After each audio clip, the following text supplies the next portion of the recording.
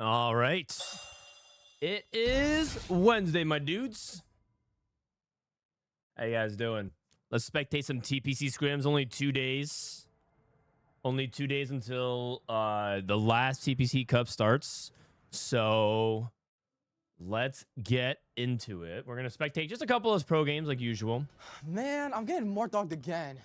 And then we'll, afterwards, we can see if we want to watch more free scrims. Soju and Setsuko are scrimming today, so we can hop on board and see how they're doing. I'm gonna hop on board with this scrim group.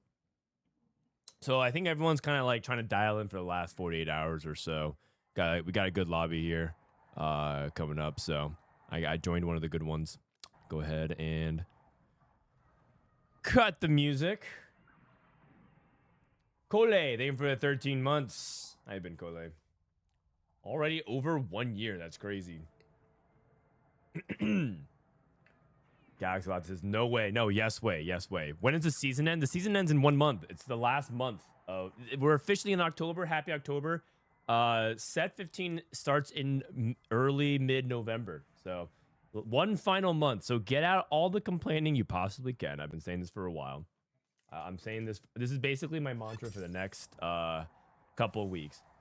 But get all the complaining out about TFT while you can, because set 16, as you guys know, will be the best sets ever. So.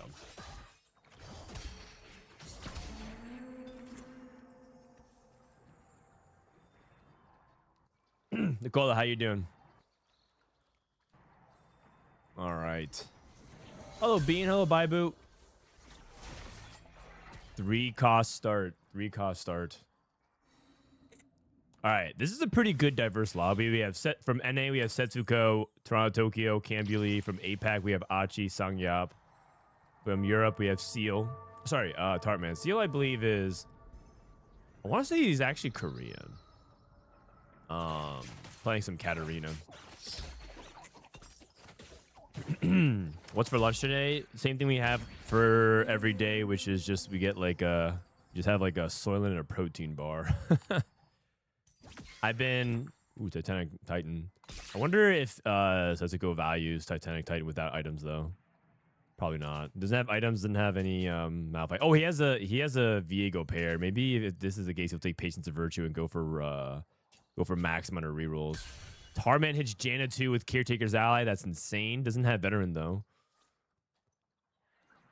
I wonder if Setsuko also just thinks that maybe he can take combat here and just try to play for tempo. Okay, no, he just takes Patience of Virtue. I think Patience of Virtue for 3-cost reroll is pretty solid option if he's just thinking about Viego with the Viego pair. Cambulee has 9,000 volts. Is there another cup coming up soon? It comes up in 2 days. Let me actually put that in title. TPC in 2 days.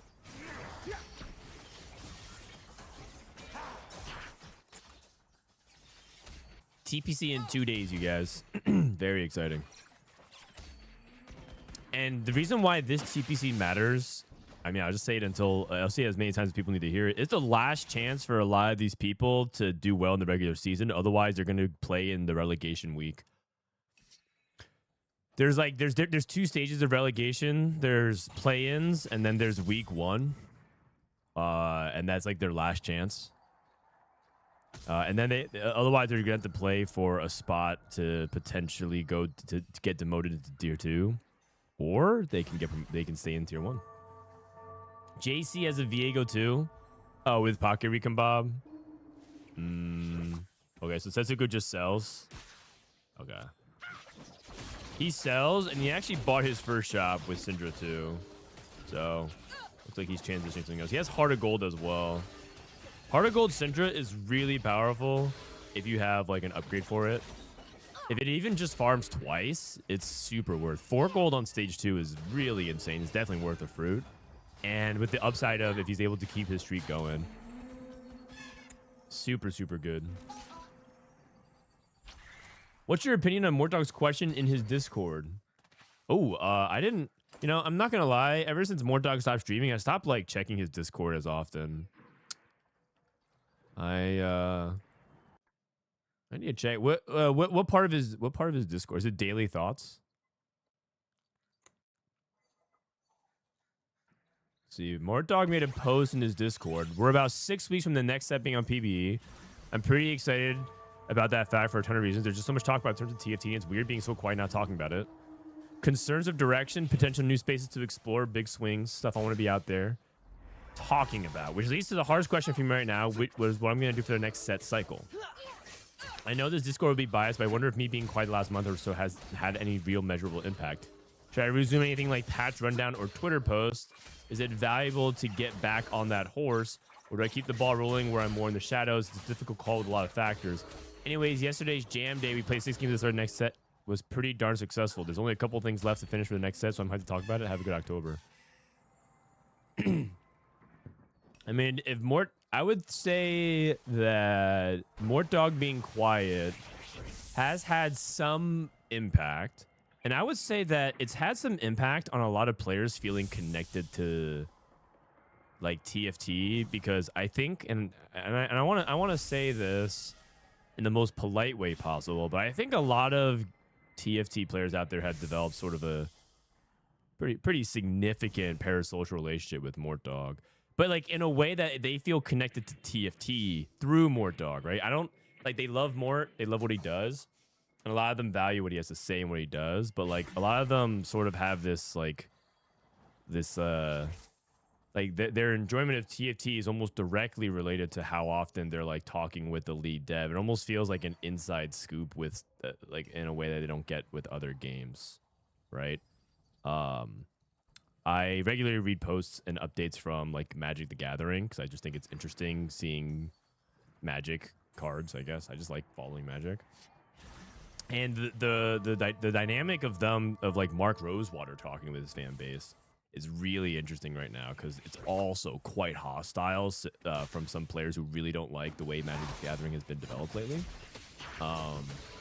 And there's I think that like a lot of people sort of like have this thing where they feel like their connection to that mouthpiece, that funnel through their favorite game and one of their lead developers is like a really, really big access point for them in the game. So I think more not talking and communicating much legitimately impacts a small percent. I don't think it's like, I'm not sure how big it is, but I think it's a small percentage of TFT player base and their enjoyment of the game. The set could be great, but they would like it less because Mortdog's not talking to them. So that's actually like that's actually a big factor for some people. So the question is, I don't know how big of an impact it is, but that is definitely an impact. He's our guy type of shit. Yeah, exactly. We're all parasocial. We are all like, yeah, because humans are connected, and the world's becoming increasingly more difficult to, like, everything's vying for your attention, and it's easier to stay disconnected. So finding ways to stay connected is huge. I even think the word parasocial is not even like that bad, even though it sounds bad.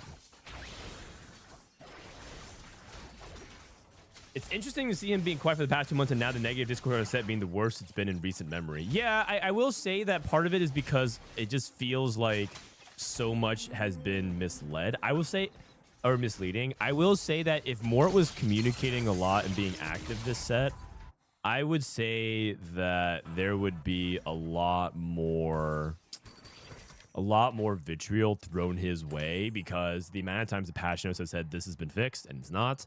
The amount of times where like we have been, it feels like we just don't know what's going on with the monster trainer bug, things of that sort. I think there would be a lot more like, hey, let's stop being toxic to Mort type of conversations happening in the set. Let's be real. If the crash out docs and the manifestos, Mort was being very active, how do you think that would actually go down when he's streaming and everything like that? And again, we know that historically it's been like Mort has been very quick to defend like his colleagues and his team and Riot, and sometimes like just like talk down to the player that's reporting. That has happened in the past, and I think it could get a lot uglier. I think like, yeah, the more hasn't been very active, and the conversation around TFT has been quite negative, on the online forum space. But I also could imagine a world where it gets even worse if he's around.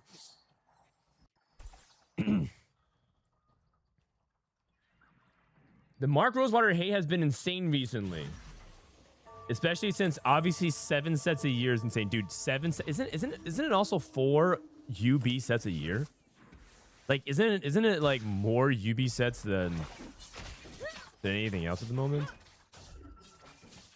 I'm not gonna lie, the absence of more brought me to Frodan. I think their views and the way of communication are similar. It makes me feel more connected to TFT. I'm glad that it does, but I will say that I think Mortdog's reach is far greater than mine. I don't think I'm so naive as to think that most people view me as some kind of voice of TFT. I think I'm like the guy that I'm like your competitive TFT shaman. I like to think about that. I don't think I'm.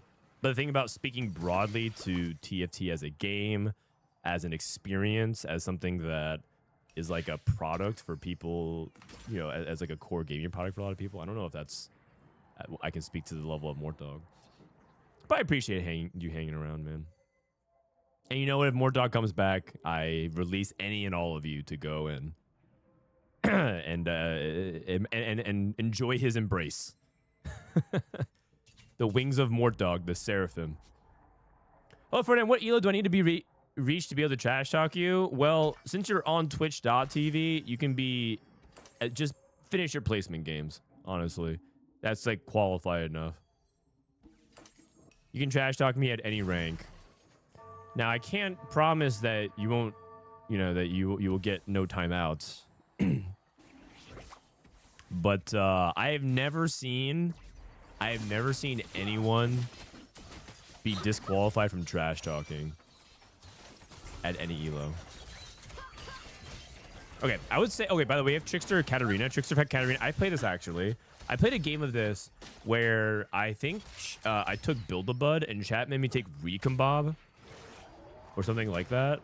And then I recombobbed into Cat 3, and then I hit Trickster's Cat, and then I just ended up playing into Trickster Cat. And a lot of people were very confused. They're like, Trickster's Cat, is that even good? It is. And I positioned frontline like this, and a lot of people thought it was terrible. The downside of this is that there is a chance that it bugs. Well, not bugs, but Katarina, if she's mid-teleport, she can activate the Trickster, and then she teleports back to the front line. So what ends up happening is she teleports one time to blink. Then she gets triggered on her Tricksters. She leaves behind the dummy. But then as she's teleporting to the back, she teleports back to her original target mid-second blink, which is her potential, right? So her teleport's behind you.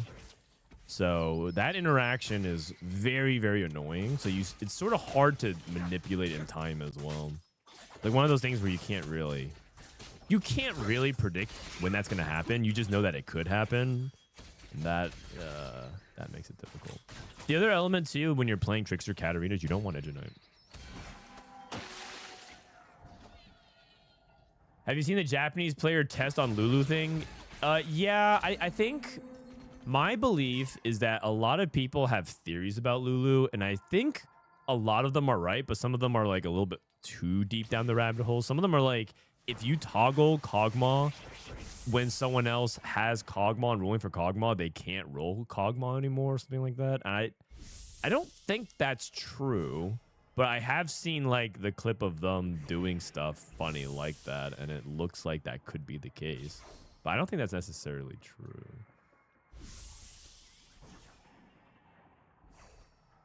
You don't want what? Oh, sorry. You don't want Edge of Night. My voice in the morning is warming up. I'm revving the engine.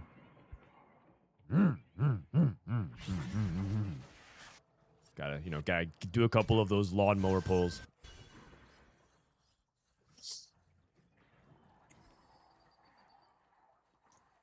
A good word that you're looking for is interdependence / interdependent. I mean, parasocial is just the modern term. It's the gaming term. Parasocial. 5 crystal gambit for Tartman.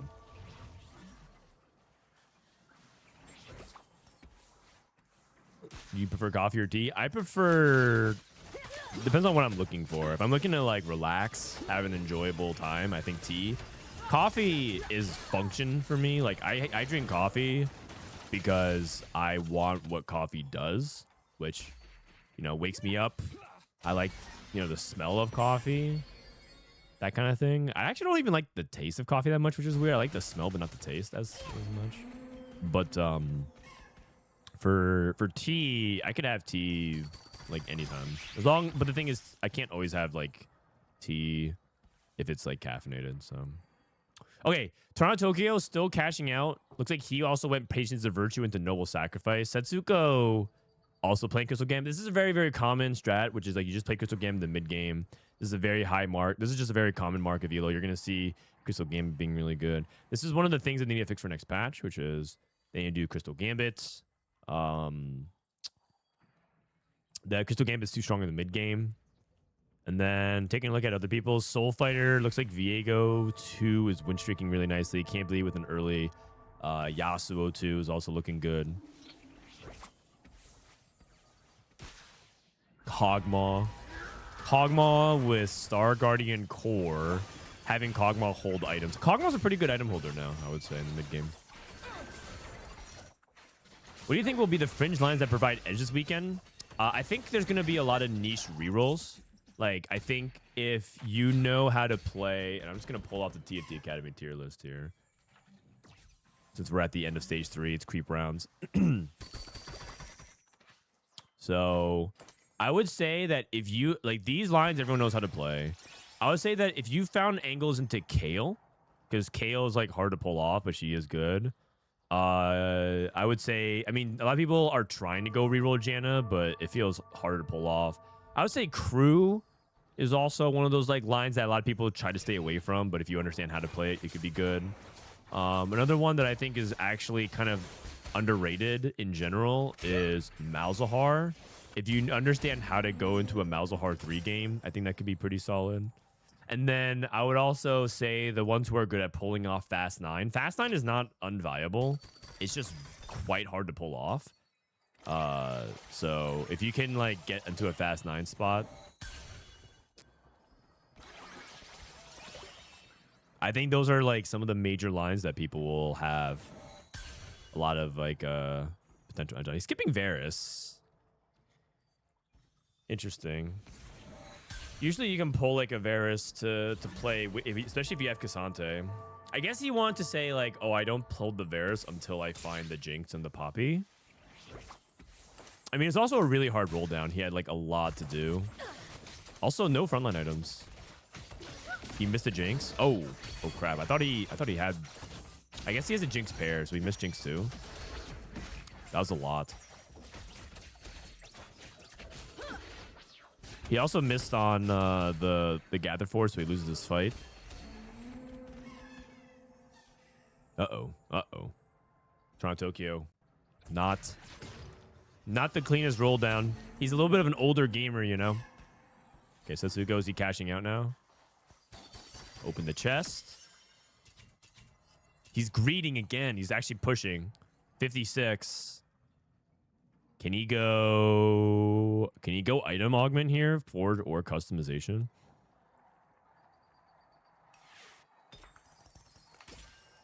Robin has high APM is not an excuse. Oh, Robin has high APM now, huh? Interesting. Because I haven't caught up with the narrative, because every time I'm in chat, most people are saying he's old and washed. Actually, did Robin stream yesterday? I haven't seen Robin on for a while. Usually Robin's one of my nighttime streamers that I watch, but I feel like he's been AFK for a while. I feel like a lot of people are just like pretty frustrated with the set, and I think what they're trying to do right now is take a break, which I think is healthy. So, like I know Soju's obviously streaming less, Disob is streaming less, Emily's streaming less, Robin's streaming less. It's just me, man. It's me and Soulless. What's your favorite Halloween candy? Snickers. I love Snickers bars. And I think growing up I really like Reese's Pieces, but then I think I like You know when you're a kid and one time you have too much of like one thing and kind of ruins your general experience of it. I think one time I binged too hard on Reese's, and then like ever since then I didn't like it as much. You just get sick one time from like doing too much of X, and then you're just like, ugh, can't do it again. Greg, yeah, but like Greg has also not been like he's kind of like on off sometimes, but he hasn't been streaming as much. Dude, he plays League of Legends now. Every time he queues up TFT, you just know he's actually jonesing for some League of Legends. Also, World season is starting, so a lot of people are in League mode pretty soon. Oh my God, the rap. It's that time of the year, guys, where people all start to get the League of Legends withdrawals. Not the withdrawals. What's the itching? Oh, Jinx. Close, close.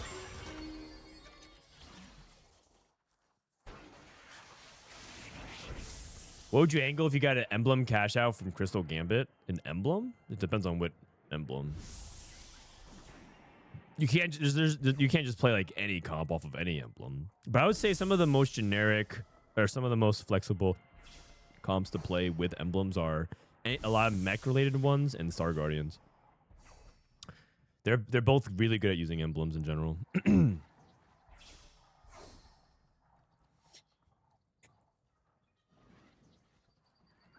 The full emblem one. Oh, I think you get like Crystal Gambit emblems, right? So if you get Crystal Gambit emblems, just either like keep playing Crystal Gambit, or just like go into like mech or something. The hard part about what you're describing is that it's very expensive to transition to a completely different comp, like full sell your board. Very, very expensive. Especially the higher level you go. At level 8, it's very expensive. At level 9, it's insanely expensive. Something like you could roll 150 gold and still not have your board. Oh, what the heck? This guy's playing Volibear. Fishbones Volibear. I missed this. Like at 4-2, he picked the Fishbones. Volibear. Okay.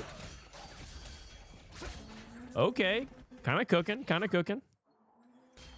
Veteran Janna, we found it, but we're still on Kabuko 2. I found that when you get to Kabuko 2 and you don't have you have Janna 3, but you have Kabuko 2, you tend to struggle in the late game. 500. Zyra 2, Manazane, and Crystal Gambit +1.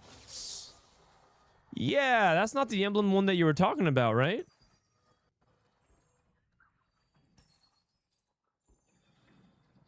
Maybe he goes Jinx with Crystal Gambit emblem. He can't really lose here. Oh my gosh, so much to do, so much to do. There's Crystal Gambit on the front line. Crystal Gambit also gives damage amp, so I was wondering if it was better to go on Jinx.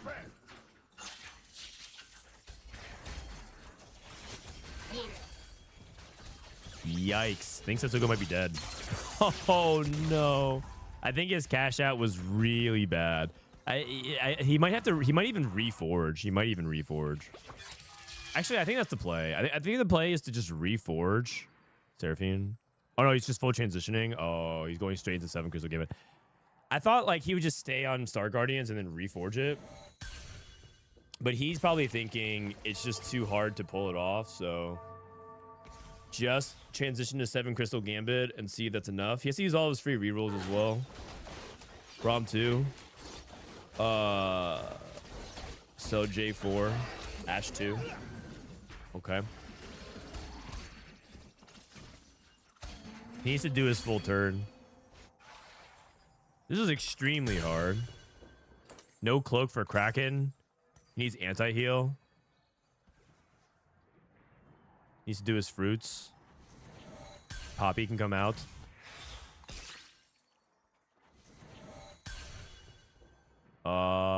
Okay.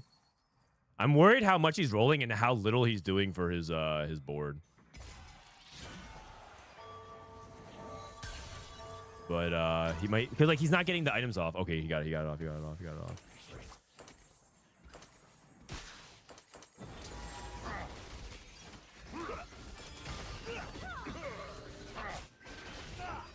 I think you would go voice staff here.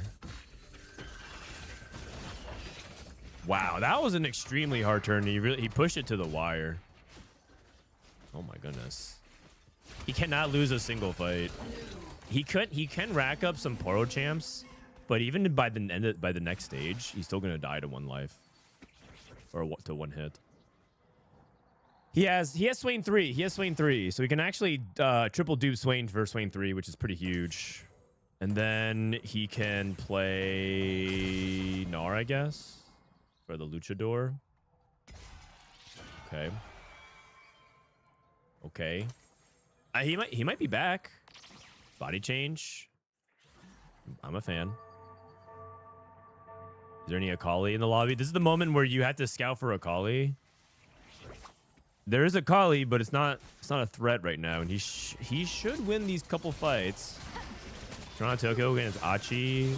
Ssiel with Executioner Caitlyn 3. How much is his cash out? 16. 7 out of 16. So he gets their next fight. I think he might have done it, man. This is extremely. Oh my god! Look how close his lobby is. This is nuts. Okay, so 8th place, Caitlyn 3, Rakan 3, Katarina 3, Executioner Emblem. Setsuko with 7 Crystal Gambit. I don't think Setsuko is gonna lose. I told you that Janna struggles in the late game without Kabuko 3. I think Tarteman might be bot 4. This Kennen Hero Augment never hit full cap. He's playing so many 1-stars on his board. He just only has Kennen 3. Torontotokyo has the best comp in the game online. Kog'Maw 3 for Cambulee finally.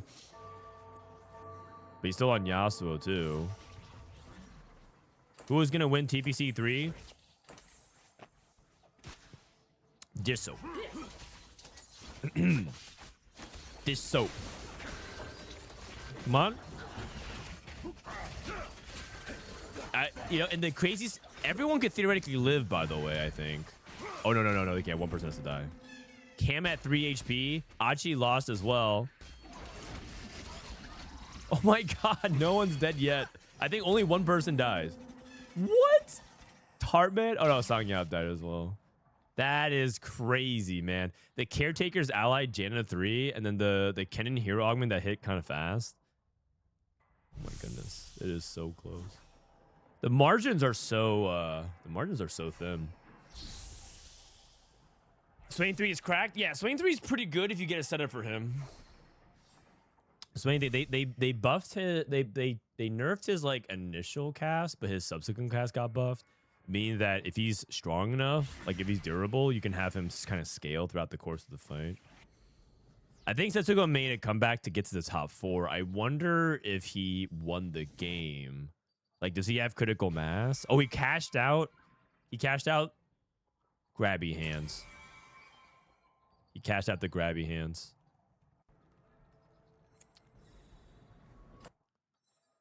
Wait, is he gonna try to do this to like cheese the Katarina? Can you place it mid-fight?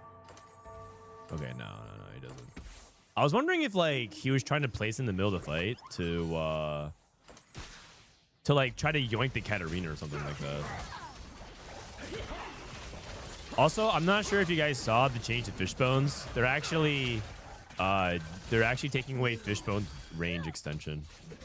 They're like doubling the stats it gives, but it no longer double the range of the units. So Achi dead in 5th, Cambulee out in 6th. Crazy game. Look how close the lobby is. This is how you can tell that these players are it's a pretty high elo lobby when it's this close. Or basically they're close in skill. Because all these like little margins and these fights are just so close. It comes and you know that it's like if it came down to saving 1 life, it could potentially be multiple placements. I will say that JC finding a win streak with Viego is very comfy. He's very comfortably in 2nd. I don't know if Setsuko wins the game. I think he's there actually. I think he should win the game. Oh. Zash is dead. Can Katarina do it? Nah, there's still too much.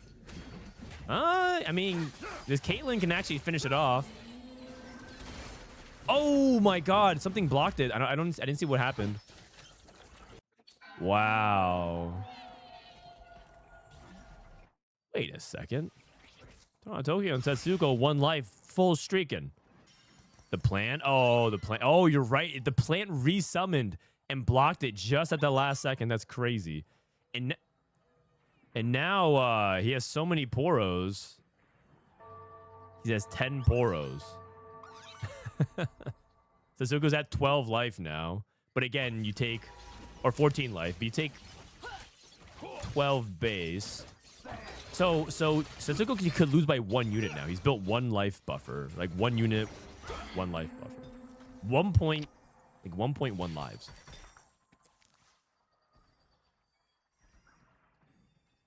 But if he wins again, then he actually has 1.5 lives. And if he wins one more time after that, he's at 2 lives. So, pretty good. Is the percentage thing on PB doing something? Is the percentage on PB doing something? I'm not sure I understand the question.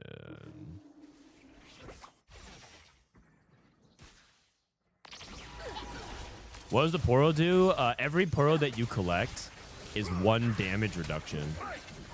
And they make a little heart. Look at that. The Poro fan base of hearts. Okay, Viego wrapped, but I think Setsuko has critical mass. He's just way too strong now. Somehow Setsuko and Torontotokyo have dodged each other even for like a full 2 stages. All right, well, Setsuko won the game. That's a very impressive first, because it looked like it was potentially gonna be a disaster, but he hit Braum 2. He got to the Swain 3. He basically pushed it to its absolute limit. And remember, I was like, oh, I feel like I would just start doing items here because I'm just like worried. But Setsuko has very good APM. It's the classic.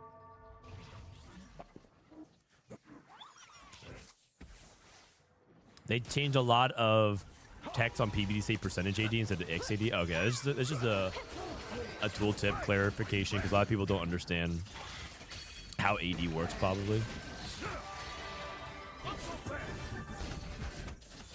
Yeah. Wow. After all that, that's a 3rd for Torontotokyo if he had 1 more life.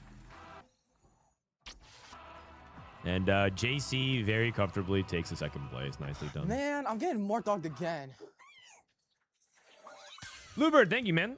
Another month, my favorite streamer. No, you. How do you get the small poggles to follow you in game? So you get every win that you get with Braum on your board, you get 1 little Poro, and that Poro blocks 1 damage, 1 player damage if you lose. And so do you see Poro fan base? That's how many Poros he's collected from winning 7 fights. Because Braum 1 gives you 1 Poro fan. Braum 2 gives you 2 with his passive, right? So he won 7 fights. He has 14 Poro fans. He has 14 extra life plus 2, so he has 16 life. So he basically should be 1.5 lives, and he shouldn't really die even if he loses here. Also, I don't even think he's gonna lose. I think he won every fight for the rest of the game. The only way JC could have won was if he activated Prismatic Soul Fighter, and he kind of got part of the way there.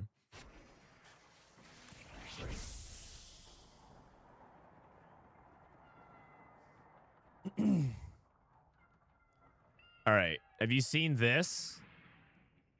A monster trainer verification test. All right, I'll read this afterwards. It's a giant wall of text. Braum 3 gives you how many? I have no clue. Braum 3 probably just gives you like too many lives, but because the thing is, why do you care about how many Poros and lives you get when you have a 3-star legendary? You shouldn't really care, right? I mean, JC could just forfeit here. There's not really much point in playing this out. Setsuko clearly has won the game, but I guess he's just trying to see if maybe he can scam 1 fight. But yeah, we'll see. I'm not trying to jinx Soju, but he might be the GOAT of this set. He might win something. Yeah, what makes you say so? What makes you say so? Soju might win something in TFT. You sure, man? I feel like if the competition was you play 2 games of TFT and then you play 2 runs of Mega Bonk, and then you make 2 bets on the baseball playoffs, the true triathlon, I think we could get there. I think we could get there. All right, where's the scrim results?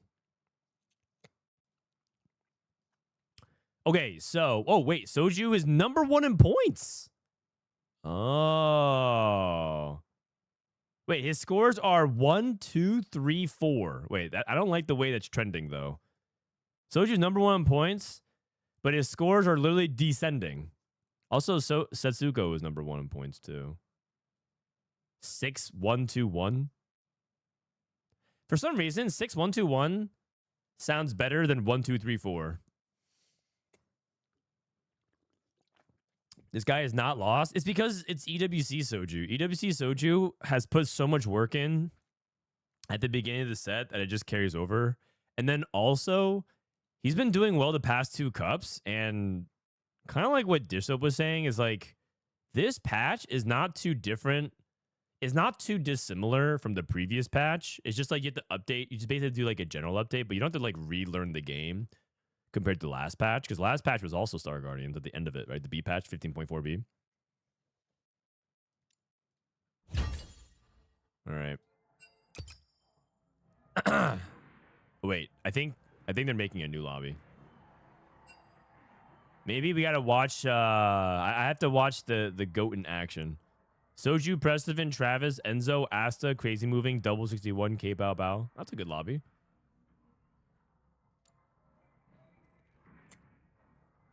I think this is the lobby that they're putting together, so. Low-key, Soju has been killing it this set. What do you mean low-key? Isn't he number 1 in overall points? Low-key. I think he's like number 1 overall in TPC. Let's look at the America Pro points. He's literally he's number 1 overall in points, man. Low-key. Who's like the number 1... what let's look at the baseball standings. The number 1 team in baseball right now are the Phillies. Like, low-key, the Phillies are killing it. It's like they're the number 1 team, man. Oh, actually, no, the Brewers actually are higher. Oh, okay. All right. The thing is, I'm not a Brewers fan, but I do think Milwaukee has, in general, like, they, like, love their team. And I know a good amount of my friends who are Milwaukee fans, so... I mean, let's be real. You don't have much else going on in Milwaukee. So, Dish Soap. Well, no, Dish Soap's doing all right. He's 13th. So basically, the top 12 is what you care about. Top 12 qualifies you to week 2 and guarantees your spot for TBC the next set. And then if you go to week 1, if you're in play-ins or week 1, you have to do well to get to TPC next set.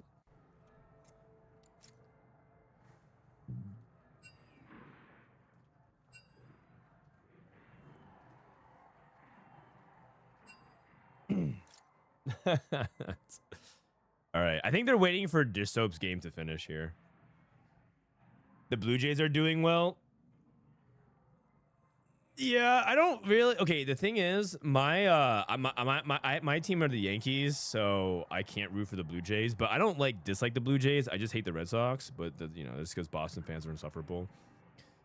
But also, I feel like because I moved to the West Coast, I lived in LA for a while, so I watched the Dodgers and the Padres a lot for a while, and I also lived in the Bay, so I actually followed the NL West for a very long time, especially when the Giants had Tin Lincecum and Buster Posey and Madison Bumgarner, right? It was just a really fun roster to follow the Giants, and then the Dodgers became really fun to follow because they just literally paid $1 billion, and they also cheated the system. This was even before they got Shohei. Is when they first got Mookie Betts and Freddie Freeman, and their roster their roster was literally the first 6 batters of the rosters were all-stars, and then they added potentially the greatest baseball player of all time on top of that. Like, you just look at the Dodgers roster, and you just think that they're just straight up cheating. Like, it just feels like a fantasy roster made of, like no one knows what they're doing, so they just let the one guy draft everybody, and that's the Dodgers roster. Like, yeah, no wonder they won the World Series. Like, they literally paid $1 billion for this. Like, they better win. And the thing is, I actually really like the Padres as well, because I think that their fan base is actually awesome. Because I went to college in San Diego. I went to UCSD, so I've been to Petco Park a lot, and I really like Padres as well. So I think NOS is super fun to follow. Also, my wife's team's the Rockies, and they are historically bad. You guys have to understand, the Rockies, this team is a fucking joke. 43 and 119. Like, just look at the parity of the league. Everyone's kind of within plus minus like 10 to 15. Okay, some teams are just like not that competitive. But if you look at it, a lot of teams are fighting for playoffs except for like maybe one. The Rockies, they are just an embarrassment. They are just an embarrassment. 43 and 1. They lost 119 times. Like, what is that, man? It was just so bad. It was so bad. Anyways, so, baseball playoffs are going to be exciting. I actually think baseball legitimately is a good is just improving a lot as a product. And I begrudgingly will say that I think that Rob Manfred hasn't completely ruined baseball yet. But baseball has gotten like a lot better. Exclamation point tier list. What tier is you looking for, buddy? I would say that baseball. Oh, okay, and obviously the Mariners are doing really good too. Because I live in Seattle, and the Mariners finally don't suck. I mean, the thing is, it's not that they actually were pretty good a couple years ago as well. Like, good is like relative because the American League was really bad, but they were like mediocre for so long, and now I actually think this is actually the year they can make a World Series run. And Cal Raleigh, okay, maybe this is kind of controversial. I think Cal Raleigh. Okay, if Aaron Judge did just like 5% worse, I think that Cal Raleigh should be like the unanimous MVP. But I still feel like Aaron Judge should be the MVP, even though I think a lot of people are tired of him winning the MVP. You know, like, I think people don't want Aaron Judge to win MVP because I think he's just like it's like boring to like have the guy that's like so good winning and doing all that stuff. But like the numbers he's posting is like unreal. Who's that insane Japanese guy? His name is, never forget this name, Shohei Ohtani. This guy is a video game character. He's literally like one of the best, if not like top 2 hitters in baseball. You can't really say that he's better than Aaron Judge right now. And he's also an elite pitcher, which is just like the shit that you do in middle school and high school just because you're like way more athletic than everyone. And we haven't, and it's not an exaggeration, we have not seen stuff that like this done since Babe Ruth, which is just crazy. We have just not actually seen stuff like that done since Babe Ruth. Now, this season is like a little bit below his standard, which is crazy because he's had a bananas season. And also, he's a little bit injury prone. And also, you know, I'm not going to lie, this guy's kind of a rat because he did something kind of underhanded. He signed a $1 billion deal with the Dodgers, but what the Dodgers said is, we'll pay you like 10 years from now, so it doesn't count against our salary. It's something called salary deferral. If we don't pay you this year of $1 billion, it doesn't count for the salary cap. So he signed for something stupid like $2 million a year, and then like in 10 years they pay him like $500 million. So like they actually like cheated the system, man. It's actually really ratty because then what this allows it to do is the Dodgers can sign a bunch of other all-stars. So like they signed like one of the best players in baseball history, and for like $2 million, just so it didn't count against the salary cap. It's just straight up rat tactics, man. It's pretty funny though, but like it's also like not funny because obviously the Dodgers payroll. LA Dodgers payroll. Like it is, it is unreal. $350 million, and remember, 2 of that is like Shohei Ohtani. Isn't that crazy? They just literally spent 300. They're spending like the entire esports industry's net worth for one team. The 10-year also lets him move out of California after his career and skip state tax. That's even more insane. This guy actually he beat the system. He beat the system, man. It is actually unreal. I mean, that being said, I can't hate him because like this guy actually just does unreal stuff. And like if you are a baseball fan, it's like impossible to dislike Shohei Ohtani because what he does is like, you might hate him for the same reason that like there were like LeBron haters. Like anyone who actually like hated LeBron were like, you know, they just like hated how good he was. Also probably because like, you know, personality stuff, but yeah. That's AI data. It's approximation though. Like it doesn't. If it's like if they're off by 50 million, it's still an obscene amount. Aren't they screwed when they pay out? Well, here's the funny thing about billionaires. $350 million might sound like a lot, but here's the funny thing about billionaires. It's actually not that much for them. I know that sounds like a lot, especially, and you don't become a billionaire if you don't care about that much money, but like they'll survive.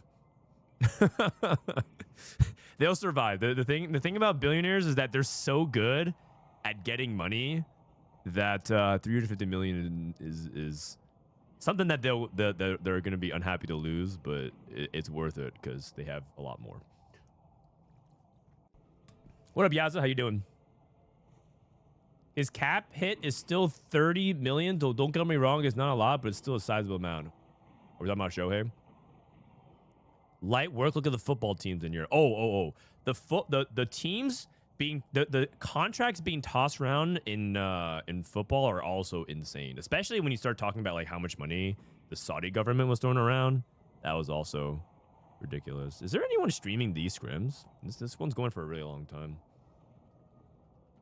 All right, let me run ads real quick. BRB. Like, hey, who? But isn't the highest paid player like okay? I think it's like I think it's Mbappe. Who are the highest paid athletes in yearly salary? I think it's Mbappe, and then I think it's like Max Verstappen's like number 2 or something like that. Oh no, it's Ronaldo. Ronaldo's really high. Oh no, wait, this is no overall highest paid. Yeah, Ronaldo in Saudi Arabia. Sorry, no, you're right. You're right. Click here for the full methodology. Highest pay. They're gonna make me watch a slideshow with full of ads. Oh god. $60. I'm good. I'm just gonna ask ChatGPT. Who are the highest paid athletes in yearly salary currently in 2025?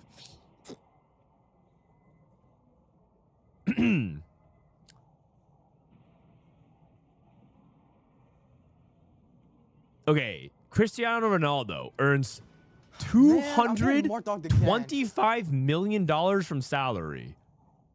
What? Okay, never mind. Just kidding. Okay, I know that it's like kind of lame that Ronaldo went to the Saudi League, but are any of you in chat turning down $225 million? And 50 million endorsements, which includes, by the way, Fatal Fury. I don't know if you guys ever seen this, but Fatal Fury, Ronaldo actually became a playable character in Fatal Fury, and his ult like does like a nutmeg or something like that, and he does like the Sui. I don't know if you guys ever seen this. It's actually hilarious.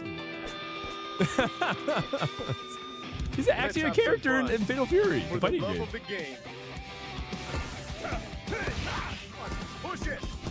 He's just giving Terry Bogard the business.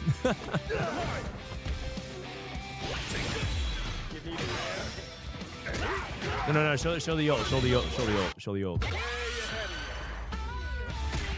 Yeah. He does it. What?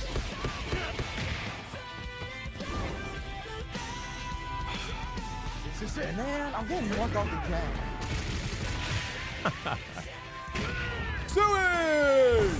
I mean, it's just funny, man. I don't know. It's a joke character, but it's pretty hilarious. Black, I think for 11 months. What is this? So Fatal Fury is like a pretty famous fighting game from just like over the past 20 years or whatever. But it got bought out. SNK got bought out by a Saudi company, and I think they decided to put 2 characters in it, and one of them was Ronaldo. I think it actually has directly to do with like the Saudi stuff connection right there. The other was Salvatore. I forgot his last name. Salvatore Gannacci or something like Fatal Fury Salvatore Gannacci. They also put a DJ. They put like his favorite DJ in the game, and this guy is even more clowny. They put a DJ in the fighting game. Ticket to my show tonight. I hope you can make it. Like he's just doing DJ. He's just doing DJ Rave moves, handstands, twirls. No, you get to see his ult, man. His ult does like a crazy like pump it up type of thing.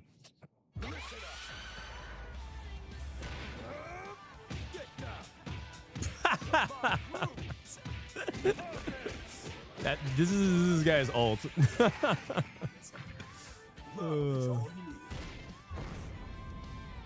Rev it up. Anyways, this guy's in the game. Anyways, Fatal Fury is I couldn't really get into it. I tried it for a little bit, but yeah, they put some pretty interesting characters anyway. So part of this $50 million endorsements, I think, is probably from things like Fatal Fury. Okay, I meant pure salary. Yeah, I meant pure salary, not total earnings. I didn't realize Steph Curry was the highest in basketball, period. I was talking about like pure salary contract, like the teams that sign it. Steph Curry's at 59 million. Shai Gilgeous-Alexander, SGA 71. Dak Prescott, and then Ronaldo with 225 million. Yes, top 10, please. How did we end up here? Oh, we're just talking about it stuff. We're just yapping about things. Okay, Shai at 71. Steph Curry at 59. This is just all basketball. Oh, is basketball really the highest overall? There's no way. I feel like there's way more than just basketball. They put Ronaldo 10th. Shohei's at 70. Oh, I guess maybe the years may have run out already. Okay. ChatGPT info is outdated. Ronaldo just signed 355 million a year. What? Like, what are you gonna do with all that money? What are you gonna do with all that money, man? That's if you have if you have even like 30 million, you would struggle to spend that money. Like, you just have to start spending you just have to start overpaying for things just because you need to spend that money. Like, there's a challenge. Someone said like you have to spend like $10 million a day, and if you don't spend that money, you lose the right to keep it. And they said, and then there was like a Reddit post I remember like a while ago, and they said that here's a challenge: you have to actually line item improve it, and you can't just like do something silly like, oh, I'm just gonna buy this art for $10 million today or something like that. And like the challenge becomes extremely tedious. It actually becomes hard to actually spend that much money. It's just crazy. Because it's actually like a full-time job to try to actually like use that money for something that isn't just like, well, I'm just gonna buy like an island, you know. It's just being like lazy about it, like one giant lump sum purchase.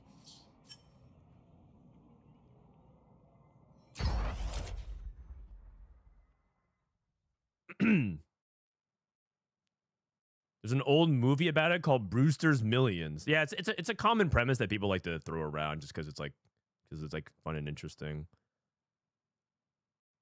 Wait, is Soju are they Scrim or what?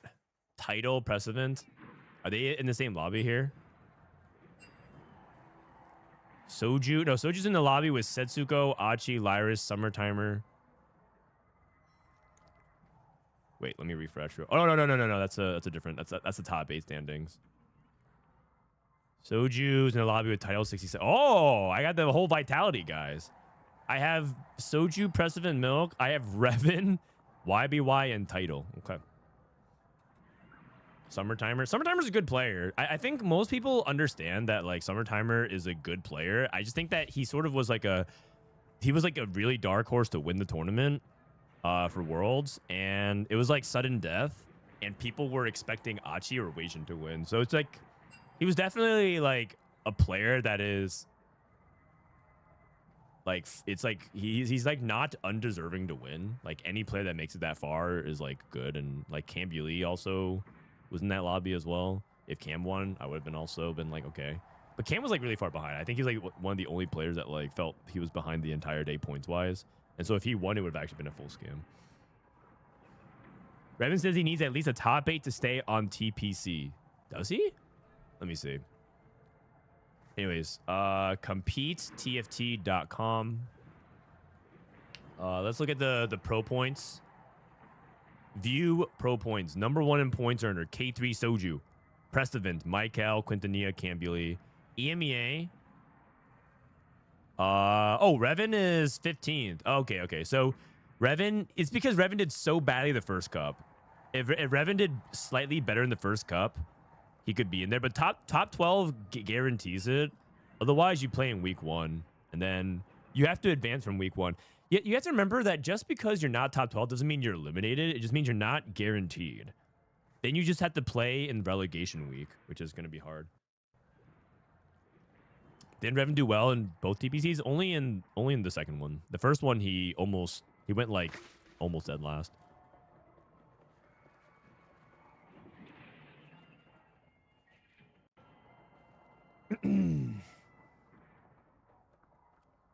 Invest in TFT2 and rack in 10 times the investment. TFT2. Oh man. You realize that TFT2 only comes when League of Legends 2 is out.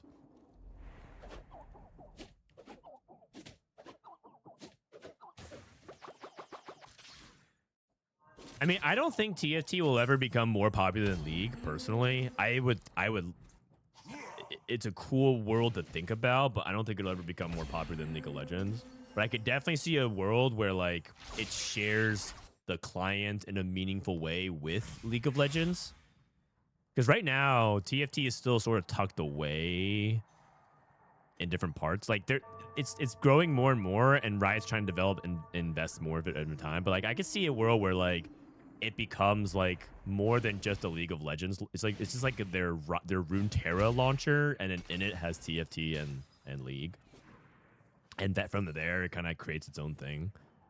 But I don't have high hopes, because I'm pretty sure if you're talking about like modern games, like games that have survived this long, I don't think, relative to its player base size, I don't think there's a worse client in gaming. I'm talking about like at the scope of what League of Legends is, which is like one of the most played games in the world. And like a live service update for that category, I'm pretty sure League is the worst client in the entire industry, and I don't even know if it's particularly close. So like I don't have like a lot of faith in like oh, the launcher and everything will be like updated.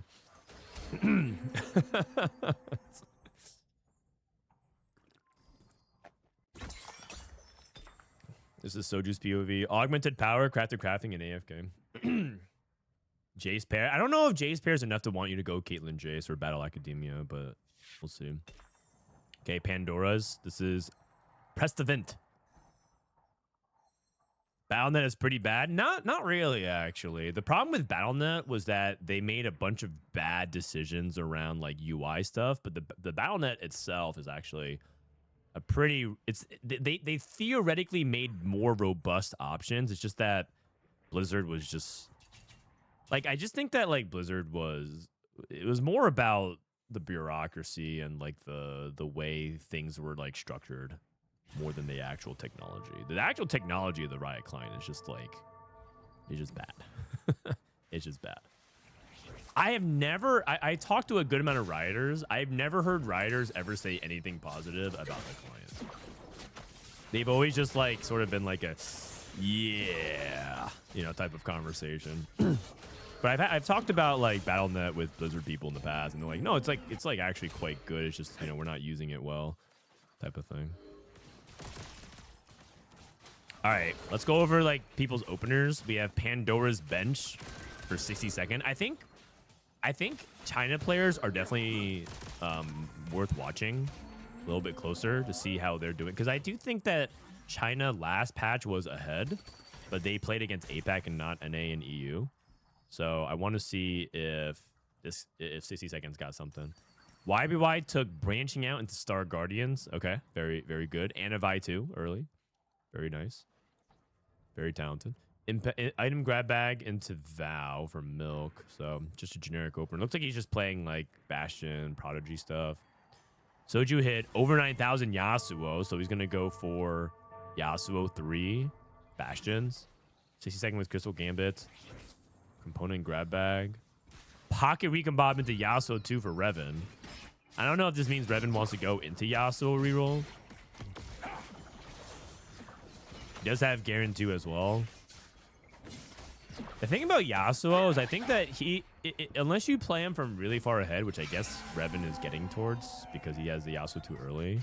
He's not even win streaking at the moment, though. He probably will, though. He probably will win streak, but he's not win streaking right now. I don't think Yasuo is like that good unless you have some of the juice, right? Like the Bastion +1 or a range extension artifact or some kind of augment that like makes it super insane. Is Frodan a developer? Me? For Riot? No, no. If they are, if I am, that's news to me. 1 and 2, they're definitely not paying me enough. if I'm a dev, I'm underpaid. What do you think about the introduction of official betting in League of Esports? Do you think it'll affect TFT? I hope not. I think TFT is way too easily to soft int, and I hope gambling on TFT pro scene is never a thing. I think that is one of the ways that the scene can crumble. What do I think about league betting, like betting on pro matches in general? I think gambling is sort of this thing that's like unavoidable. I think it's like I actually categorize it as like sort of the same thing as like EWC and like the whole like idea that there's like a Saudi Arabian government sponsoring a bunch of esports stuff. I just think like it's sort of like inevitable and also something that's just like a part of our scene now. And if that's like a big turnoff for a lot of people and that you just want to walk away from the industry, I get it. I know a lot of fans who say like, I just can't deal with X anymore because of gambling, or I just don't want to watch esports anymore because of how much it's involved in Saudi. And like, I understand that. I personally don't like gambling. I think it opens up, it's so ripe for abuse. It also tends to be a demographic of like young, impulsive, both people who spend money as well as the players themselves get into like a bunch of bad decision making because just generally speaking, young people are bad at decision making with those kinds of things. They're more susceptible to that. Right? You look at all the people who got involved in match fixing in StarCraft. I come from the StarCraft scene, and there are some people who have like made some extremely bad decisions about match fixing and betting and stuff like that. And got into jail. They got thrown into jail. So I think it's a terrible thing, in my opinion. But I also think that it's not going anywhere, and so like Riot embracing it. The only argument that I usually get behind is like, listen, it's gonna happen regardless, and you can either sort of like embrace it and try to regulate it and make sure that it's not like it's that you can do things above board as opposed to like illegally and it becomes like this dark underbelly that can fester. Or you can do it like the most legitimate way you can and just hope and just like try to regulate it and like make sure it doesn't get out of hand. That's like the approach I think a lot of people are going with about it. That's like the argument that Bryce gives me, which I'm like, okay, sure. Because Bryce is very big pro sports betting in general, which I generally disagree with him upon, but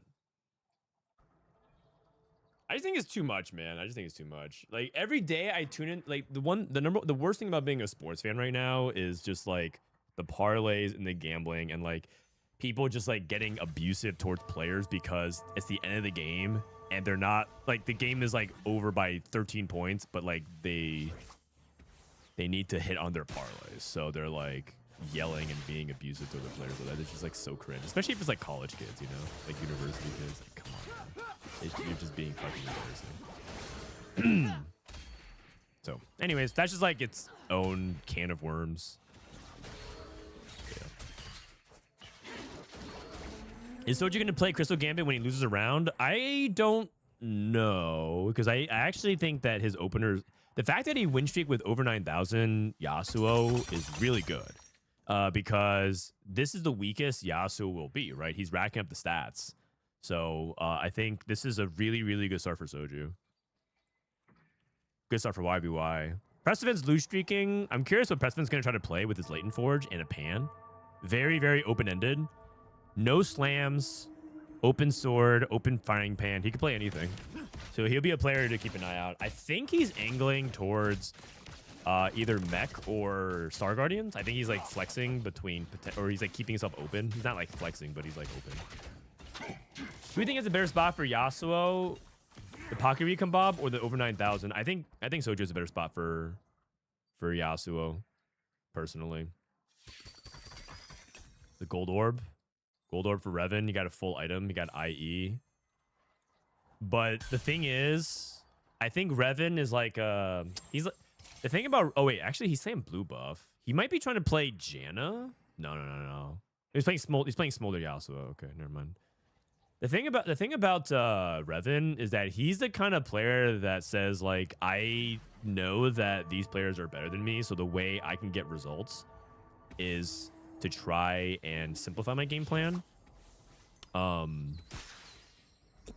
You know, like some of the people that just want to play red mono aggro in Magic, or Face Hunter in Hearthstone, or you know, those kinds of players. They're like, yeah, I'll just take my even if it's not good. A lot of times it is good, but I'll just take my 45% against the field. But at least it's like, because if I try to play like some elaborate thing, I think I lower my win chance. It's a, he's kind of like that, and I think that's a really smart approach, because, or wise approach, because I just think like if he tries to play it in the way that like other players do, he's just gonna, it's very easy for him to just fall behind.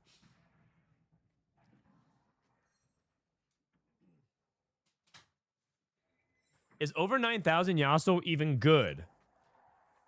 I remember hitting 9,000 on Viego at 2-1, and it was barely decent. So it depends on who you ask. Oh, this guy hit... Oh, he hit a Kali. Oh, my God. Wait, Prestivent...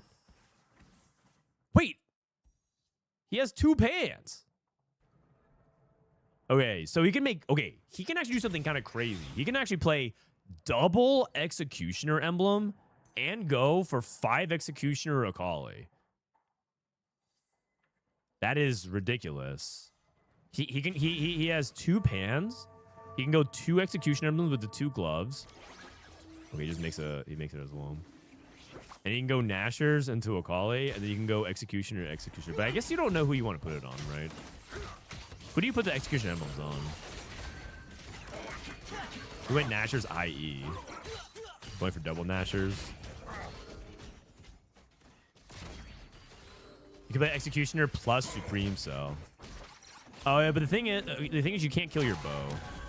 You can't kill your bow. Like you need the if you're playing around Akali, the hardest part about Supreme Cell Emblem is that it uses a bow, and that's something that you can't really expend if you're Akali, because you want the first 2 bows that go to the Nashers, and you actually kind of want the 3rd bow to be Void Staff for Rise or for like Shred, but you know, it's not completely mandatory. So bows are just kind of hard.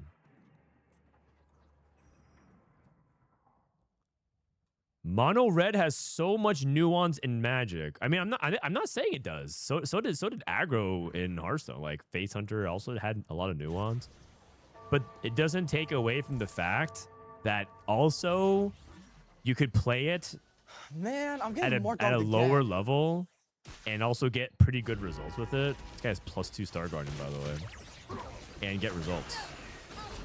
Like it's both.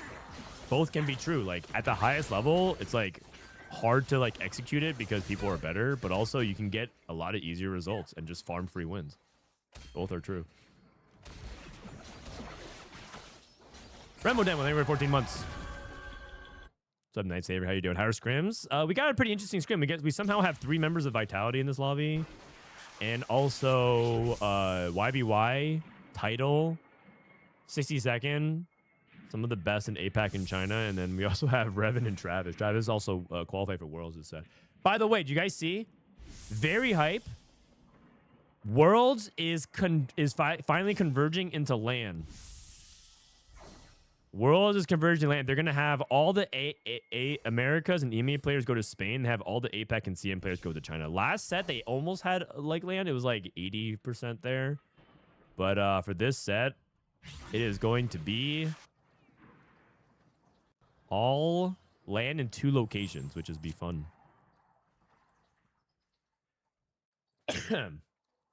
Looks like Soju is going to be playing like Kog'Maw. Actually, do you think he's going Kog'Maw, or do you think he's going to try to play Smolder? Because his items are like a little bit more AD centric. He has open tier though. Like he can keep these on Yasuo, and he's also kind of committed. Oh wait, Prestivent. Sorry, Latent Forge. I missed it. Latent Forge. Oh, we got Dawn Core. Okay, Prestivent. There's a really good chance Prestivent mate is the highest win share in the lobby.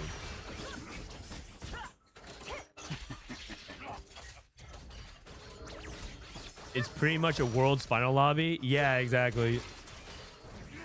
We have a world champion, a multi-time world champion, multi-time finalist in lobby, YBY, and 62nd, and who was also one of the most accomplished CN players. And we have Travis, who won TPC1, qualified for his first Worlds. And then we have 2 of the greatest influencers in TPC who actually did really well last cup. We have Soju and Reven. So, yeah, there you go. And then you have Vitality players. Come on, man. Vitality. Okay, Milk is not actually in form. And I think Milk actually said he's thinking about just like taking a break from TFT next set and just saying like he's just gonna like sack tier 1.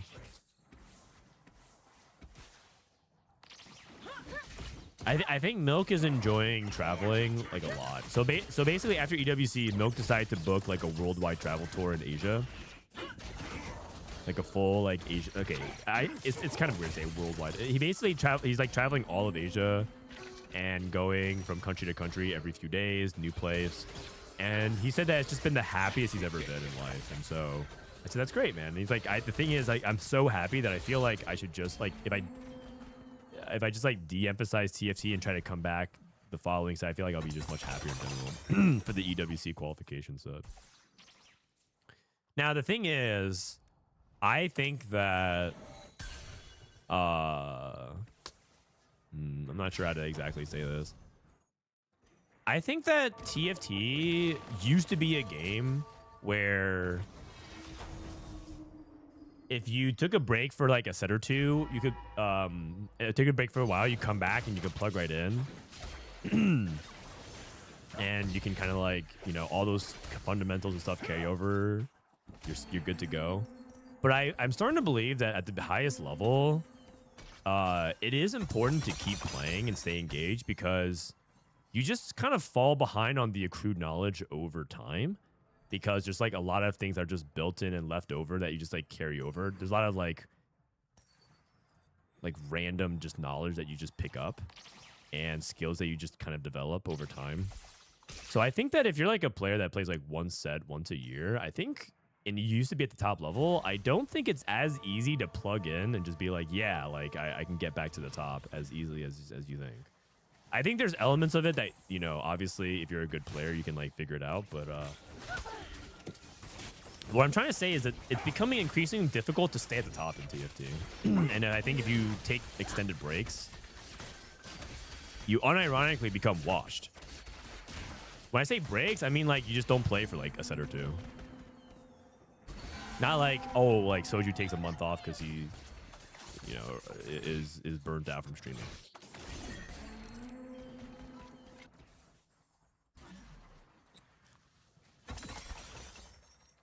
Golden egg. Sword overflow. Sword overflow, pivot smolder. Sword overflow, pivot smolder. I mean, that'd be kind of woksh. He's doing it.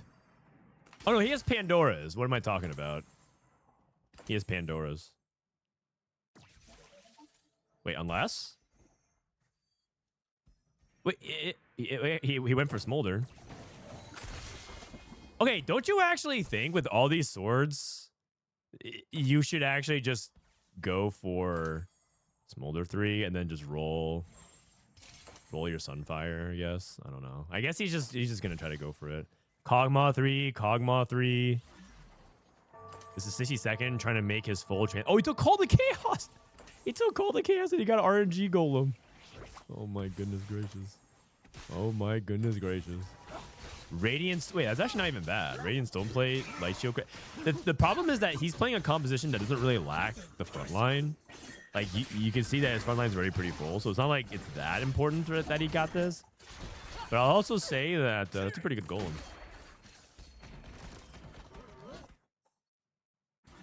How's Reven doing? 100 gold, Crystal Gambit. Oh, is he trying to go mech? Oh. Whoa, he has 2 dupes. Wait a second. Dude, this guy, he has so much potential. Oh. Bastion Fast 9. He can also do that too. You're right. He can Bastion Fast 9. It's just that he's holding Karma and J4 and Lucian's on the bench. So, like, it makes me think that he's playing mech. But he could... He's actually open to both. He actually wants to play either 6 Bastion Fast 9. Okay, 6 Bastion Fast 9 with these items, though. It has... I guess you play into Braum. Yeah. But you don't have, like, TF and Zyra... I guess he does this. And he has red buff. Yeah, I can see it. He's also trying to play Crystal Game. I mean, his setup has immense potential, but it's also very easy to get lost. Very easy to get lost. Let's quickly just go over other people's spots because breaking it down. We have Blazing Soul title, really interesting position. Darkness Within, Kale, trying to play around Akali. Prestivent, I think Prestivent is a good chance. Prestivent caps too high. Travis also got to the Akali. He's playing Twisted Fate backline. Soju is trying not to go 8th, I think. Star Guardian for YBY. Doesn't look like he has the full board online yet. Kog'Maw for Milk. Looks like they're playing C1 out of Akali. Is this live? Yeah, this is live. This is live. Someone type something in chat to prove that it's live. Give me a good Coom freak out. Okay, Reven's gonna sack, I think, 1 more, probably. Okay, on the low, Reven could sack another round. Like, if it was Setsuko, you know what Setsuko would do? He would actually double down on 4-6 and then go at 5-3. But that's because Setsuko's a madman.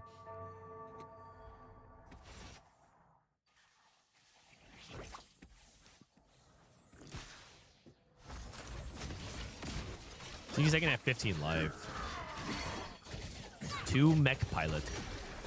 I heard that if you mech pilot the strategist, it doesn't work though. Like, it doesn't give you the buff. Because it like triggers before he consumes, so. Oh, you might lose. Yo, that's not good. That is not good. So who are the mechs? The mechs are he has J4 jump into the mech, and he's giving it Warmogs and Death Cap. The Kiyun tech. I think Milk's on borrowed time. Soju's also on borrowed time as well. I think both of these setups are not good. I think the bot 4 are the bot 4. Oh, sorry. Did Reven cash out? He did cash. Reven cashed out a 3rd dupe. Okay. He actually can play for 3-star Karma. What the heck? So he just waits for 60 seconds to die? And then he goes for Karma 3? Dude, Dawn Korokali with double Nashers is actually unkillable. She just basically one auto casts. Okay, so now Reven goes to 9. Rolls for 2 more Karmas. Oh no, he's rolling on 8. He's rolling on 8. He's rolling on 8 for the Karmas. Reven. Okay. YBY is holding 1 Karma in the shop. But the thing is, he just has to find 2 more. Oh, 1 more. 1 more. You know what? You know what sabotaged him? The pre-leveling. If he didn't pre-level, he would have so much more gold.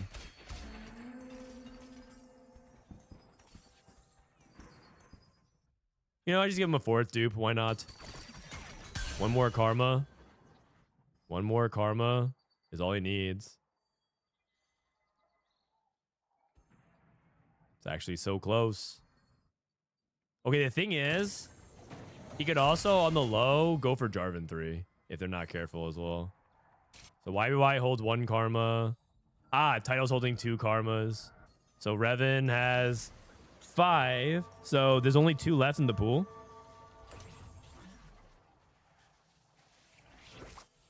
Oh, man. I wonder if this Karma ended up baiting him, though. Like, I wonder if it was, like, better if he didn't try to go for it and went to 9 instead. Because the thing is, I don't think he's going to win any fights. Actually, Bilk is not very strong. The thing is, like, if the thing about rolling for Karma is that's an all-in, and he's not going to win any fights unless he hits Karma 3. Versus if he went to 9 and rolled, there's a lower chance that he would hit the Karma, but he also would win some fights. And he might survive, like, Travis, who's holding a Karma. 2 Karmas here. YY holding a Karma here. So, it feels like... Okay, he hit Yone.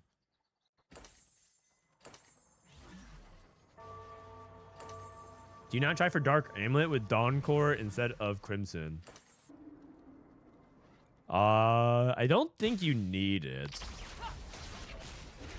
But I never thought about it. My initial instinct is you don't need it because the survivability of Crimson over, like, this is if he wins this fight or if the Kali survives, is because of Crimson Veil.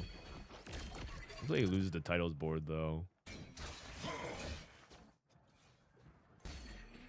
A crucial victory. Also, Travis is holding a Karma, so Milk's dead. Who did Soju beat previously? Looks like he beat Reven. He's what the heck? Wait, did you guys see this? Preston's actually playing all out Cassante because he has BT, Hodge, and Executioner emblem. Oh, what the heck? YBY is also positioning in a pretty interesting way to try and avoid a Kali. Okay. Full spread out. And Preston moves his Akali back to try and counter that. Interesting. I don't know how much this helped on either side. I feel like there's a lot of, like, trying to counter and then counter the counter. Oh! YBY's a genius. YBY might be a genius. Travis is dead. Reven can get the Karma off Carousel. No Karma. Reven takes most amount of gold left. All out looks kind of booty. I mean, he lost against YBY in title.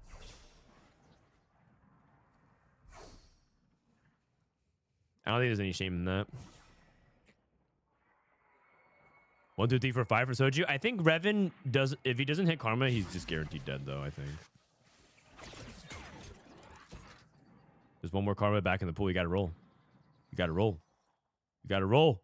You gotta roll. You gotta roll, old man. Nope. And you know what? If he actually held all the Jarvans, it's possible that he could have hit Jarvan 3. 'Cause I don't think people were paying attention to the Jarvan. Man, that is so sad that you're gonna die. He's dying. He's duping Yone. I was gonna say if he dies with 3 dupes on the bench, that is just sad. Like you hate when that happens. Okay, Preston moving the Akali back means that the Akali can't jump on the Karma, which is actually really good for Reven.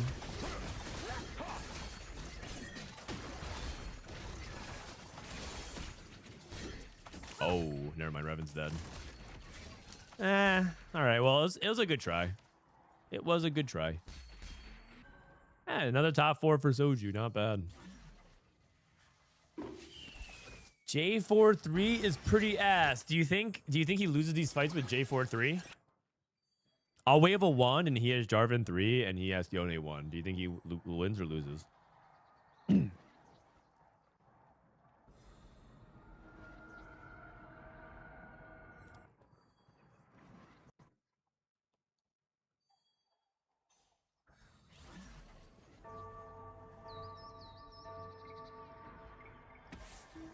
Akali might dodge the J4 ult. I mean, I could actually see that. But also, can't you just like position? Oh, God. Title put the Kale in C1 to try and dodge the Akali, and then all out Cassante just walks up and just 2-taps it. And this is the good top 4. Actually, Soju wins. Can you find a way to scam a top 3? J4-3 one-shots the board.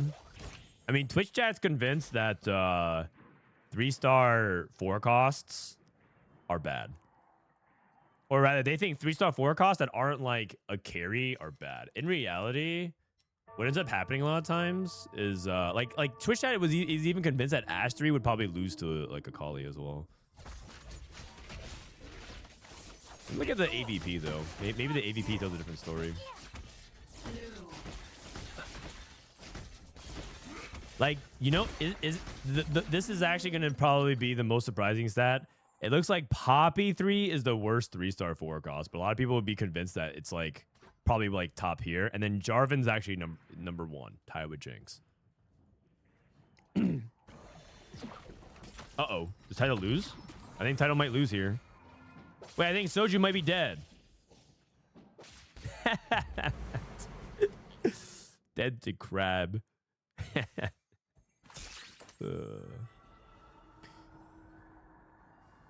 If you did one trick a comp to climb, which would it be? Probably Star Guardians. But if it was like up to me, like in terms of my personal preference, I would probably prefer to play something like Akali.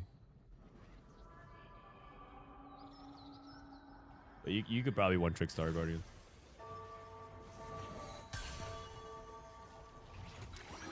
It's actually kind of hard to one trick and get good results at high elo though right now. Okay, anti-Akali by YBY. Standard anti-Akali.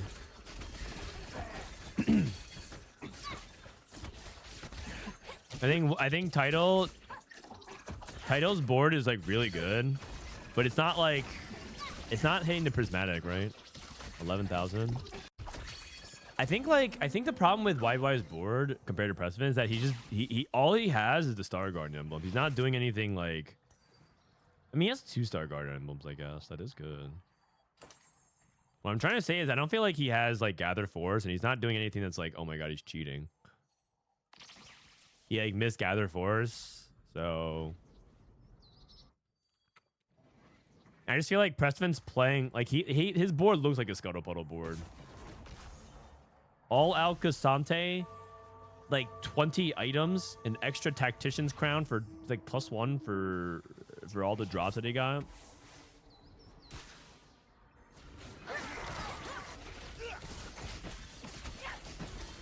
This is Title versus YBY.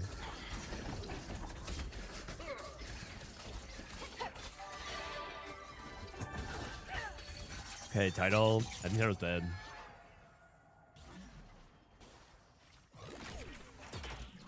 And Prestivent should be closing it out. 4 Executioner Emblem. I mean, All Out Cassante is not doing that much damage, but now kind of at the state of what his board is. His board is like team effort, so like, does he even need All Out Cassante to meaningfully carry? In fact, you can argue that maybe he should just like take out All Out Cassante. I guess. Man, I'm getting more Then what dogs does he put on again. a Cassante item-wise? I was gonna say that you could argue that you should just like fruit Varus instead or something, but oh, interesting. So he's like putting, okay, so he's putting Cassante here because if you see one Cubby, the all-out Cassante gets in here. YBY counters by putting the Golem, and then Prestivent tries to counter the Akali positioning by moving Akali back, so that way she walks up the lane to the fight and can get to the back line.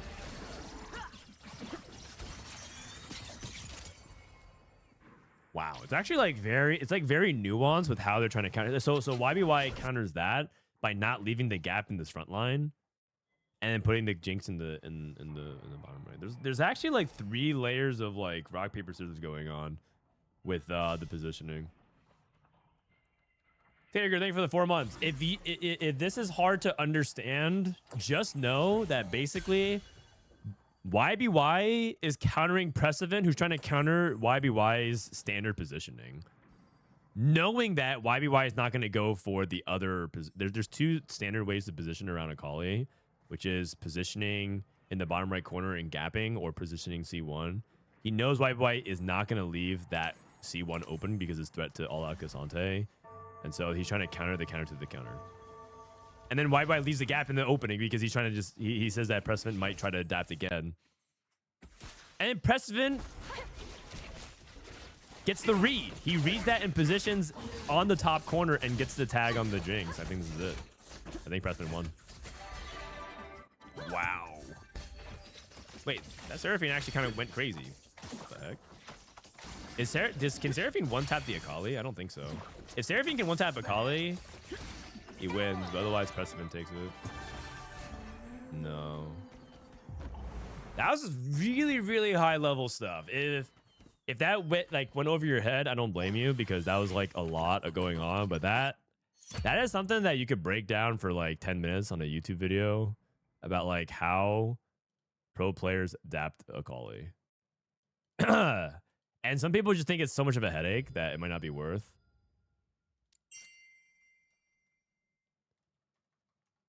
Need that invite.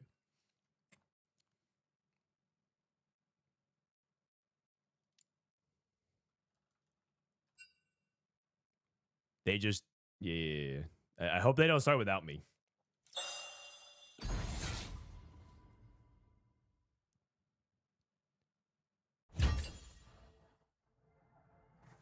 It's recursive mentalizing. It's fun to watch and makes it sort of luck of who makes the right play. Yeah, exactly. Because it's like, but it's like one of those things where it's not like luck in the way people assume it's like random number generation. It's more like both players are trying to make good plays and they're both skilled, but one of the players has to get on top, and it's like whoever gets the advantage for that one. You know what it is? It feels like a lot like fighting games in that sense. Because a lot of players are like more than capable of like of executing the basics, but it's about whether or not you're guessing like punch versus throw versus like some kind of specific call out. Are you gonna break it up in a 10-minute video? I don't want. I don't. I think it's a lot of work to do that, and basically a lot of my free time right now, I'm working on another project right now that's taking a lot of my time. So it's hard to like, because the thing is, it takes a 10-minute video to break it down, but it doesn't take 10 minutes to actually do the video, if that makes sense. You have to like do a lot more to like script it out. I guess I could just like sit down and just talk about it. Maybe I'll just, maybe I will actually. Maybe I'll just do instead of doing like a full-on YouTube production of it, maybe I'll just like write. Maybe I'll just do like a little video after Scrim block and do it.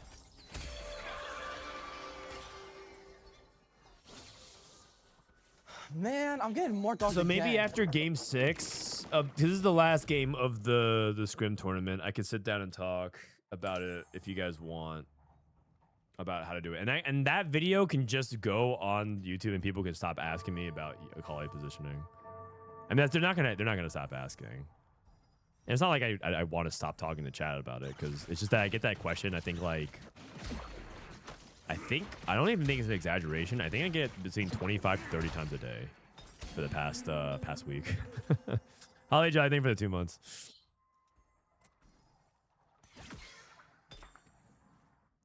Okay, let's take a look at this early start here. Thornblade, Epoch, Heroic Grab Bag.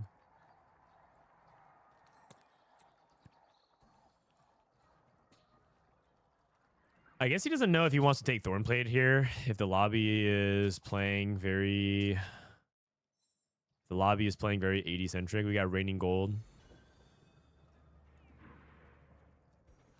Prestivent is slamming. Taito Heroic Grab Bag. So he's taking took Flicker Blades. What's like the Flicker Blades setup now these days? Zaya? What do people like doing with Flicker Blades? Kog'Maw? Another one. Double Nashers. I mean, I like that for Akali. Just makes sense.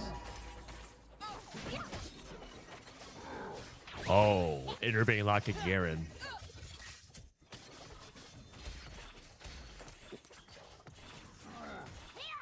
Crown of Demacia. Thorn plated.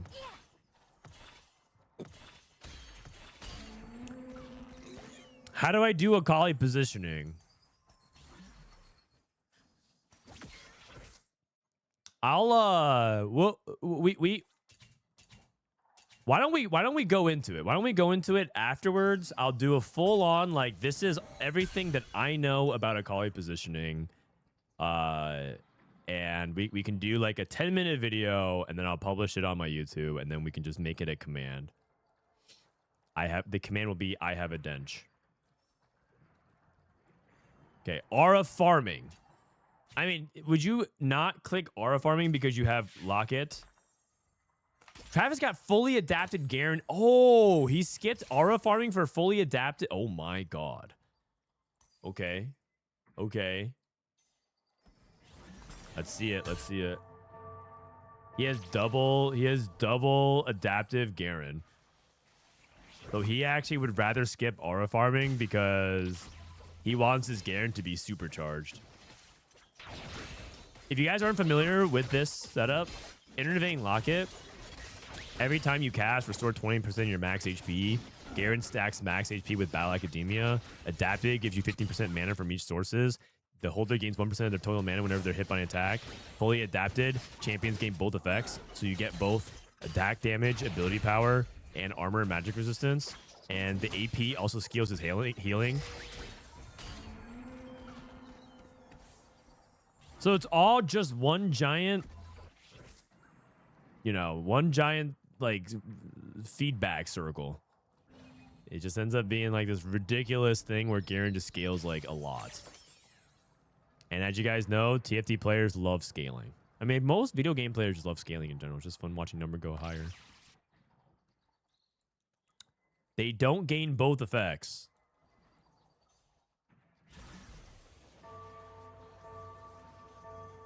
You sure about that? I'm looking at it right now. Champions holding this gain both effects. 30 AD, 30 AP. Adaptive Helm. Looks like it gave him both.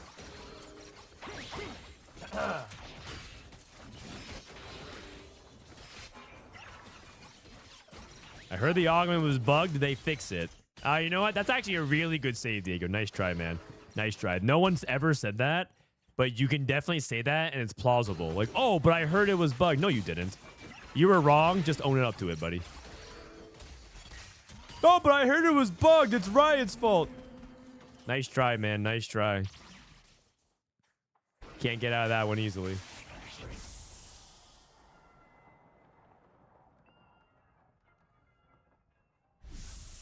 It actually is bugged, though. I'm looking at it right now, Travis. Fully adapted, champions holding his item gets both. He's an attack tank. Attack tanks should not be getting 15 AD and AP. He has 15 AD. He has 30 AD and AP. Am I misunderstanding it? He's an attack tank. What is bugged though? Like something else? 35 armor and MR, 70 armor. Man, I'm getting more everything looks right to me. QQ Noobs, thanks for the prime.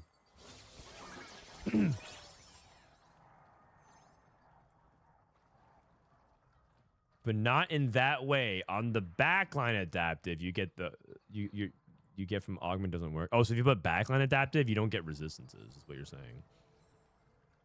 Adaptive is not frontline and backline, guys. Adaptive is role-based now. I think what people might be confused is that adaptive home isn't like whether or not you're fielding in the frontline and backline. It's whether or not you are a tank or a fighter versus other roles. So I think maybe that's the confusion. I think people might be thinking like adaptive is like, oh, you're supposed to position it, and then it changed it.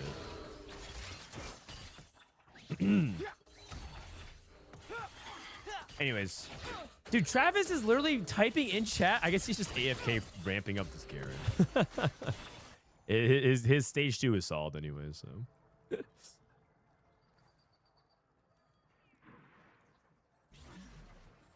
All right, we have YBY. Looks like he went piercing sights.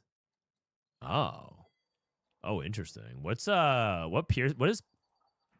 YBY play here? Anybody want to take a guess? Surely it's not Star Guardians. I have no clue what he's trying to angle right now. Yumi? Maybe. Soju's Kale. Katarina. Reven is Akali. This is Battle Academia. This is Star Guardians. This is almost certainly Kog'Maw. And then this is also Kog'Maw. The problem that I have with YBY playing Yumi from this spot is that we already have Travis and who was playing Cat? Someone was playing Katarina. I don't think you want a 3-way into Battle Academia.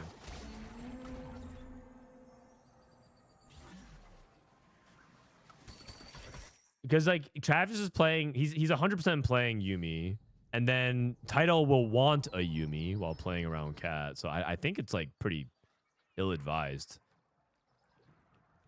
I don't know actually. Can someone explain how stacking power-up works? Like, when can it not be offered? You have to go to a website that will show you odds. A website that a lot of people use is MetaTFT. It's pretty out of the way, but if you go to info and you go to tables and you go power-up possibilities, you can see like the odds, for example, of hitting veteran Janna. But the odds are it's on a weighted per slot basis. So if you don't want to do the homework, it's just vibes. Just pray and do whatever lucky ritual you need, and just like pray that it works out. Because honestly, it's like too complicated if you don't want to actually sit down and do like the actual like math and work. Is Soju still on KO1? No, he's on KO2, but let's see, he has 5 KOs.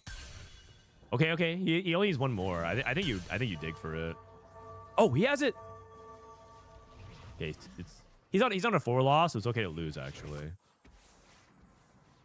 And you know what? If he waits 1, he might even be rewarded. You never know. Maybe another KO in the next shop, and he gets the dupe anyways. He can save a dupe. Use it on Zac, for example. Because I think Zac 3 is nice. Oh, he's digging. He's digging to see if he can like save the dupe. Oh, he has golden edge. Okay, so that's why he felt like he could use the gold. You have to roll another 10 gold for this. That is really expensive. We're on augment swap round. No augment next round. Oh, I thought he was on 7 Zacs. He was only on 5. Oops, just kidding. That was pretty deceptive. Title rolling down. Looking for Kata 2, double cat shop. Soju hit Aatrox 3. Oh my god, he's digging for everything. Dude! No, I think he's just tilt rolling. He's just tilt rolling at this point. Yeah, he's rolling the true 0. No, yeah, he actually just tilt rolled all the way down. Oh god. Yeah, he's just mad. It's the final game of the. I think he's just saying, yeah, fuck this game, I'm out. It's the last game of the Scrim tournament. He has top board all day, and now I think he's just mad. He's just like, the sooner I go 8, the sooner I can go back to playing Mega Bonk.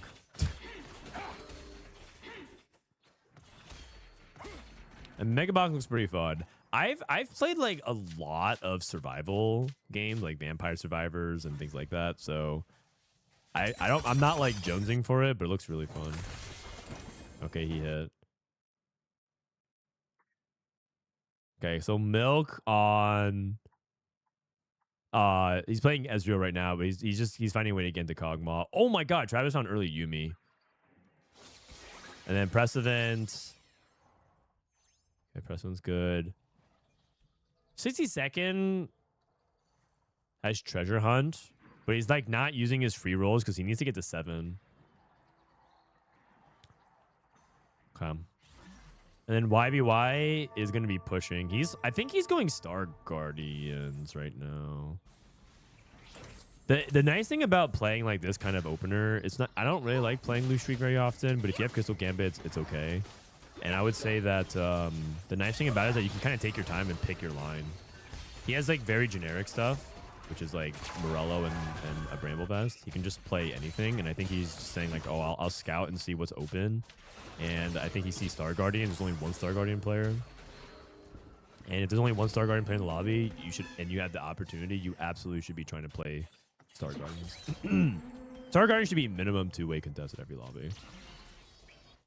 And the fact that it's only 1 way right now is a green light. It's also important that it's almost like important that you contest the Star Guardian line too, because that way the other player doesn't hit as easily for free. Because if Prestivent was 1-wayed and he hits it completely for free, he can just like steamroll the lobby. Double Nash is Akali, yeah. I would probably say like 99% of the time is Akali. Actually, Reven even gets Akali off carousel with a cloak. That's ridiculous, because that's also half of a Quicksilver. What the heck? Oh, wait. He actually has an open glove. He can actually just make...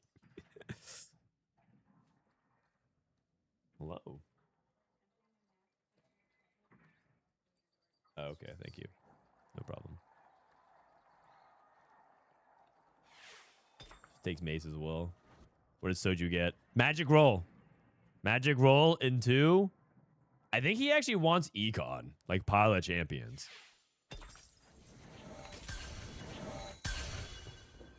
Okay. He had another Udyr too. It's not bad. Like, I think he actually wanted this because I think he needs the gold. Golden tempo. 62nd went to 7 and rolled. Caretaker. I think Kog'Maw Abyss with Flicker Blade is still the same. I think it's Flicker Blade, Shojin, Archangels. But there's a chance that you're not supposed to play Archangels if you have Flicker Blade because it gives you AP already. And it could be something else. Kog'Maw itemization is actually pretty expansive. Like, you have to sort of understand what each artifact is like trying to do. And depending on like what artifact you have, the item set changes, and even his fruit ideally changes as well. Like, Caretaker is really good with this setup because Caretaker scales off your AP. The lowest percentage shield gains 135 shield, and that is something that scales off his Archangels and Flicker Blade. If you have Caretaker and you don't have an AP source, it's not nearly as good. So it's sort of just dependent on that. YBY cashed out. Sorry, I missed it. Looks like he cashed out dupes. He only took a 6 loss, so he looks like he cashed out dupes instead. Ginsu Flicker seems better than Archangel's Flicker. Let me look at that real quick, stats-wise. Whenever I'm in that situation, whenever I'm playing Kog'Maw, because it's so like situational, I pretty much just like look up stats while I play it. All right, if you have Flicker Blades on Kog'Maw, it looks like...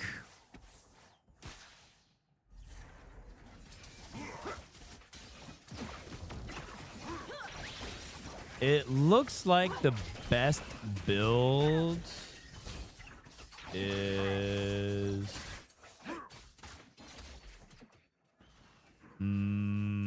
let me open up sample size. I'm just gonna open up wide here.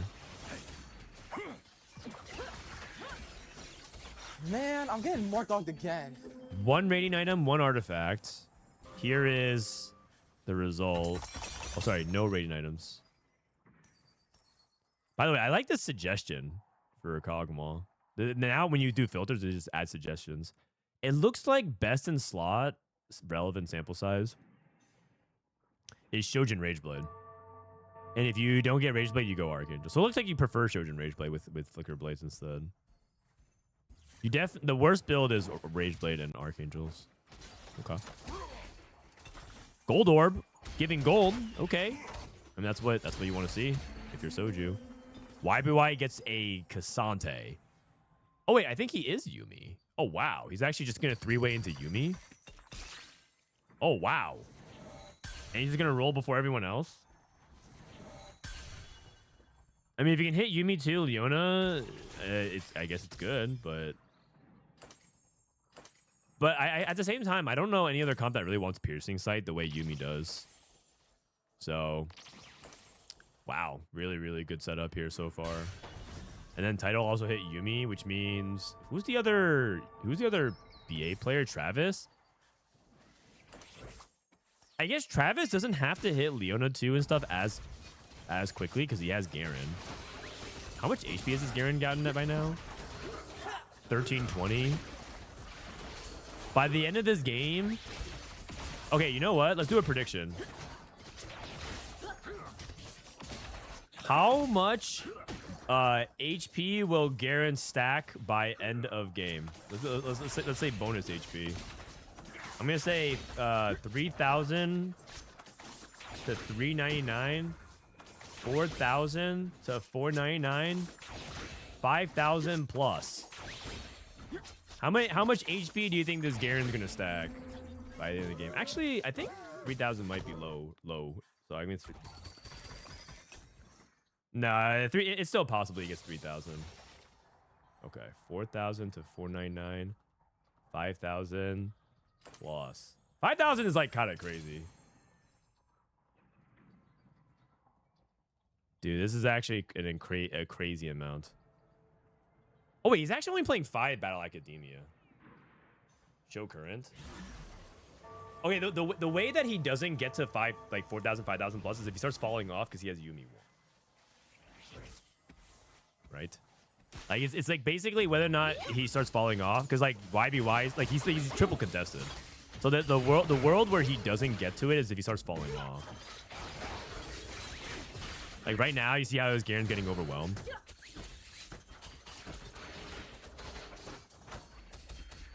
Close. Oh my god. Wait, Travis at 94 HP. It's kind of crazy, actually. It also has HP from Singularity. Oh no. We're not going for his raw HP count because his raw HP count's already at 30. We're talking about the bonus HP from the stacks. Right now it's at 1752. If it was just raw HP, I think the numbers would be something like 7,000 to 8,000 to 9,000.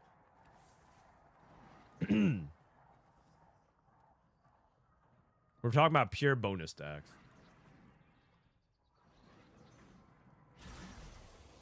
If you guys want a Gamba. If YBY dies though, then I probably have my money on 5,000 plus.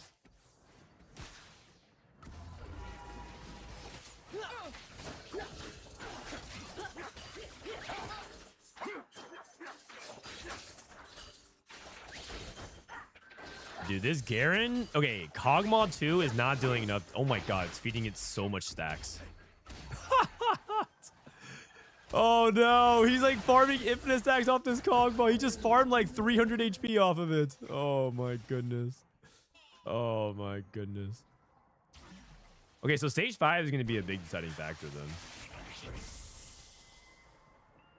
I think Soju might be 8th. Standalone is better than Singularity.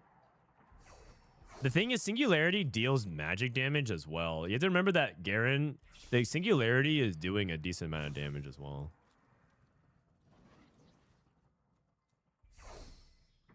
Kog'Maw did negative damage. Yeah. Yeah, it didn't do anything.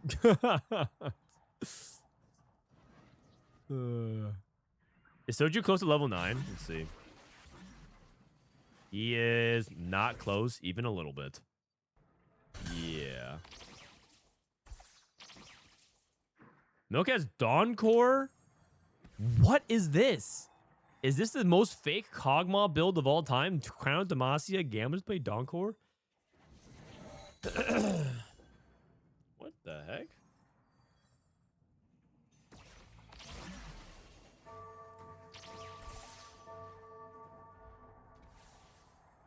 I position around the Akali. Ah. If Reven actually moved the Akali 1 over, it would get onto the Cog. Oh, wait, it was guaranteed on Kog'Maw? Oh, okay. I thought it wasn't guaranteed. No, it just gets blown up. Oh, Lord. That is not good, man. That is not good.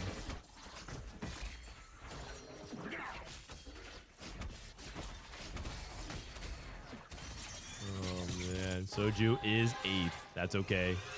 Okay, Travis lost. Prestivent. Wait, I think it might be a 6, 7, 8 vitality. Also, Prestivent got solo Star Guardian, and he's not exactly lighting stage 4 on fire. Did he miss on Gather? I think he missed on Gather Force. Best defense. Oh, no, he has Gather Force. Oh, I'm surprised. Maybe he took a while to hit. I'm surprised that he lost so many rounds on stage 4. Keepers, Gather Force, good items. I guess he's lacking Sundering. He even has a Star Guardian +1. He must have just hit. He must have just hit. Playing Crown in a Akali lobby is a grief. Yeah, it can definitely cost you some big rounds for sure. Like he not only did he lose, he lost badly. He lost because he got instantly wiped. Yeah, I think Prestivent must have just hit.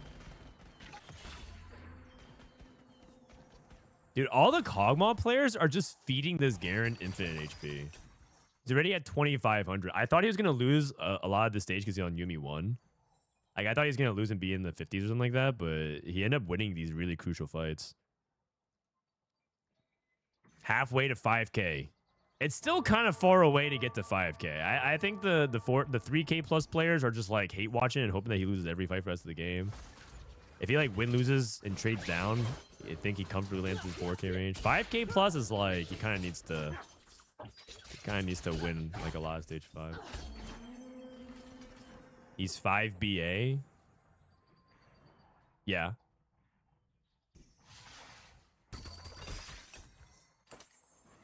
He's also Yumi 1. He's also waiting for YBY to die. YBY is rolling down. He's looking for Malzahar 3. He's looking for Malzahar 3. He's 1 off. Uno, Moss. Uno, Moss.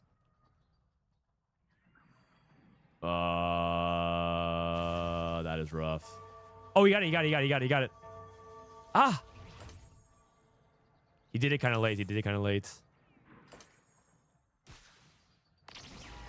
Tank line items. You can go like Warmogs, I guess. Warmogs, Guardbreaker. Oh, he wants to third item for Malzahar though, right? Okay. He goes Mashers. Ah, I like that. Okay, I like that. YBY stays alive. Travis is dying. He's losing finally. But he's going to level 9. And sort of like the gambit of like not rolling, waiting for YBY to die is not paying off so far.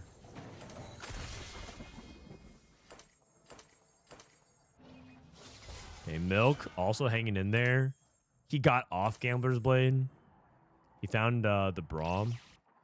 Prestivent's starting to win, so that's good. Title's Max Arcana has ramped up to 55 AP. That's a lot. Holy cow. Wait, that's a lot of AP. Travis hit Yumi too, okay. Travis is online.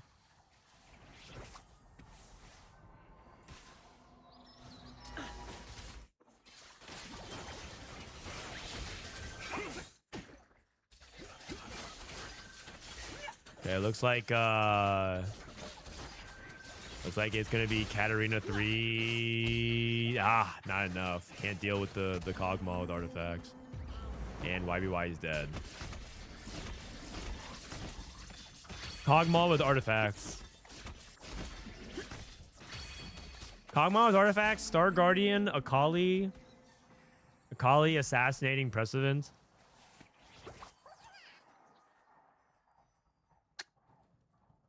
You know what? It's not a 6, 7, 8. Good job, boys. Good job. 4 Leona players. That's pretty unusual lobby. But, like, you don't usually see so many people contesting Leona. Milk might be able to scam placements, but he has to dodge the Akali. It's Preston versus 60-second. Milk versus Travis. Dude, I feel like Travis's Garen loves these Kog'Maws. Oh, wait, he's Brommed it, though. He Brommed the Garen.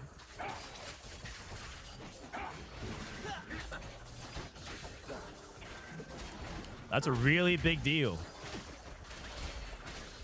Oh, never mind. Never mind.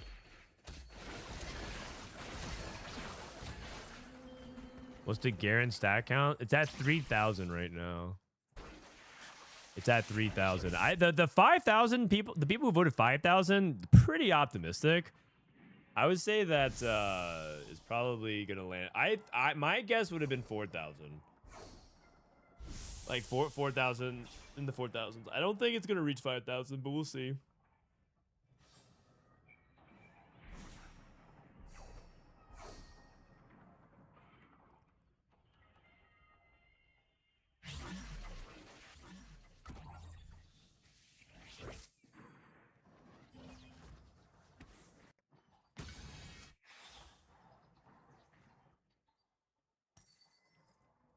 When he puts in 7 BA, it's going to go straight to 5. Okay, but the thing is, if you just... You're not supposed to... I think you're supposed to just play regular 5 BA, 5 Prodigy, though. Like, if he just puts in 7 BA just because he wants to, like, mess with the prediction, I'm not going to count that. Because, like, you're not supposed to play Garen with Locket like that and then go 7 BA. That's just not... That's meme. That's a meme territory. Like, you're just trying to stack up as much HP just for the sake of it. It's not actually a good board.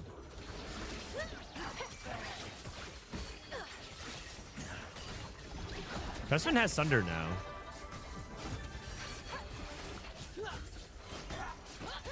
Dude, this Garen is tanking forever. Oh my god. Hey, Preston's... Oh, he's not dead. He's not dead. He's barely alive. What if he thinks 7 BA is BIS? Then I don't think I'd be predicting for Travis to win this weekend. Because I don't think 7 BA is BIS. I think you're supposed to play 5 Prodigy because it buffs your win condition isn't to rack up as much HP as possible. Your win condition is to deal damage with Yuumi.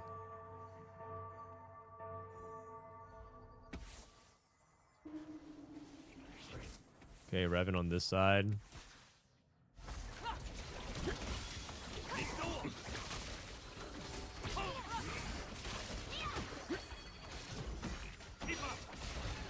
All right. This is the Akali going against Prestivent. Come on, Prestivent. We can't have triple members in Vitality in the bot 4. We just can't, man. We just can't. There it is. Is Reven dead? He's not. Travis won again. 35-76. You know, there's also a possibility the game ends and he just kills everyone and they just... Like, Garen could theoretically rack up, but he won't actually get there because the game won't last long enough. Can we do a Seraphine count? Like, how many Seraphines are out of the pool? 2. 2.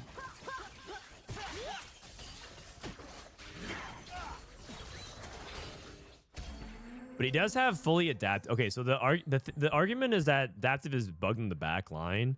So if it's bugged in the back line, then Xayah should not be getting 35 armor and magic resistance. And looks like she's getting some magic resistance here. 65 and 45. And she gets 10 from the Bastion. Yeah, it looks like it's working.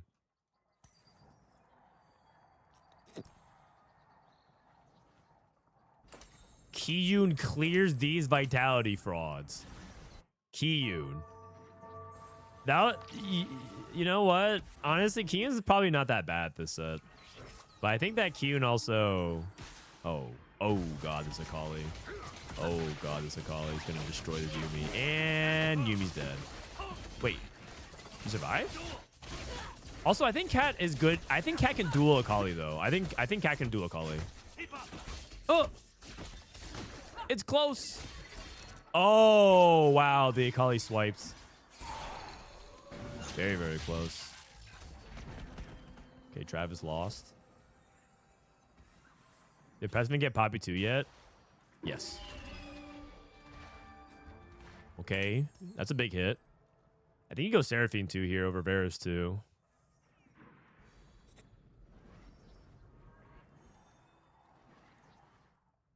Maybe he's just going to surprise. Maybe he thought about moving some items around.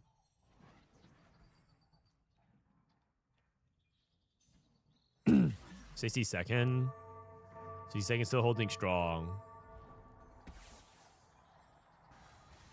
Stacey second versus Taito and Travis versus Prestivent.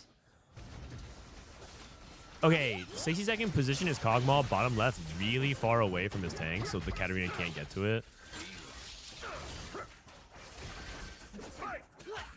He has Yasuo 3, but no 3-star tank, so Katarina actually killed the tanks. Oh, he actually got it at the last second. Precedent's also dead as well. Wow, solo Star Guardian, only top 4. It took Precedent really long to get his board together. All right, you guys. 3960. Oh. So it looks like no matter what, it's going to be in the 4,000s, right? For the HP. It was kind of close. The game almost ended in the 3,000s. Dude, 5,000 plus. You guys are... The 5,000 plus Gambler guys were just like, oh my god, the number's going to go so high.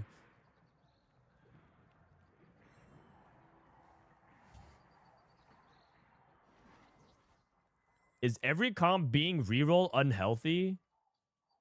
Is every comp reroll? I feel like this is not reroll. This is reroll. This was reroll. This was not reroll. This was not reroll. This was reroll. This was not reroll. This was reroll. Looks like it was a 4-4 split. Unless you mean in order to hit 2-star Yuumi and 2-star Seraphine, you have to hit the reroll button. But looks like it was a 4-4 split this game. Oh, 6 seconds alive. All right, who do we have? All right, looks like it's 4K. I guess, you know what could happen? Travis could lose the next 3 fights. Oh, 6 edges FFs. Oh. I guess he doesn't feel like he can execute it, but there's like a world where I guess it could have, but... Torontotokyo. Beast game, except when you roll past Jinx. I didn't drink my coffee yet. That roll down was not great. All right, congratulations to the people who bet 4K. 4K was like very reasonable, I think. 4K was pretty reasonable. Okay, I think that's the last of the scrims for today, for the tournament at least. That's the last of the scrims for today because they're finishing up game 6. Oops, sorry. We have 2 options. I think some people are going to do some free, like basically free range scrims. We can keep watching some scrims, or we can go and try to hop on the EU ladder and see how high we can climb. What fruit was on Garen? It was Singularity. But yeah. Who did the best today? Achi did the best. Artix. You know, Artix has actually been crushing some of these scrims. All right, I'll let you guys... I'm going to run some ads. I'll let you guys vote for it real quick. More ranked? Or sorry, do you guys want to go into scrims or you guys want to do EU ranked? Type 1 or 2 more to vote. 1 for more scrims, 2 for some EU ranked, and I'll run some ads. BRB. We'll see. We'll see who's actually playing, by the way, because like the thing about that is some people might not be. Some people might not be scrimming, and they might have to get a block together, but we'll see. What's the best fruit with Locket? Maybe standalone. Standalone body change also might be okay. Just anything that scales with your HP. Looks like solo song's still in the game, so we'll watch his POV for a bit. Where is my man? Solo Gasang. Solo Gasang. Suggested collabs. Emily Wang, Bloody, and Reven XD. Solo has not had good scrim scores. 5.5682, but it's all good. He's trying hard with no cam and no mic. But where's the fun in that? The adaptive that's bugged is only the one from the Augment. You can check on the TPC Discord bug list. But it looked like it was working, though. I looked at the stats that it was giving, and it looked like it was working. On yours, specifically. That's weird. I'm not sure. I counted the stats, and it looked like you were getting both. So... Maybe in certain situations, it can bug. But otherwise... All right, give me a sec.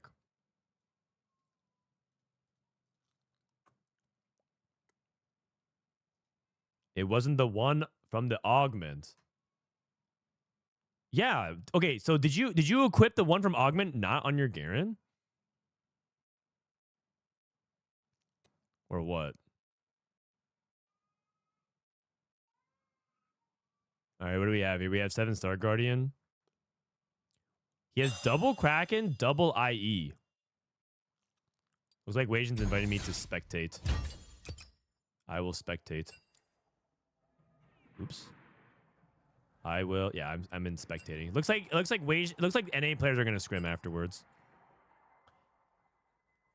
I'm saying the one that bugs, the one you see from the okay, that makes sense. That makes sense. It's still good though, right? Like it still doesn't mean that can you reset it in any way? Looks like everyone wants to go scrims, so we're gonna go scrims for a little bit. We'll do some rank later once scrim starts dying down, but we're starting to get to the point where people want to watch the top players and see what's happening.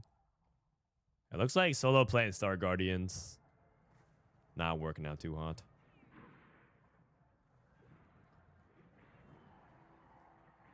The Augment is trash 99% of the time except Garen. Okay, let me hit you with something, Travis. Hold on, Travis. Before you dismiss it, what if you have the perfect mech opener and you somehow know you're going to get to Yone?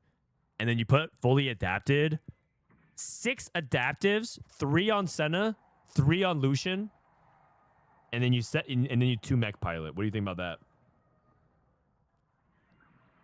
What do you think about that? Sounds pretty awful, doesn't it? 3 emblems. Okay, hold on. Trainer golems.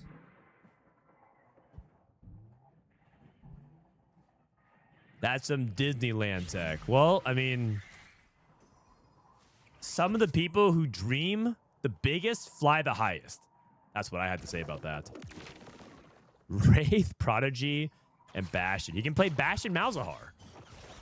Bastion Malzahar. What do you think about that? You have the Prodigy. You can play Garen. You can play Garen, Leona, Yumi, Malzahar. Boom. Everyone just quit. They just remade the lobby. Oh, they just said fuck this and we're out. Oh. Oh man. Shout out to Wajan. Thanks for the invite, man.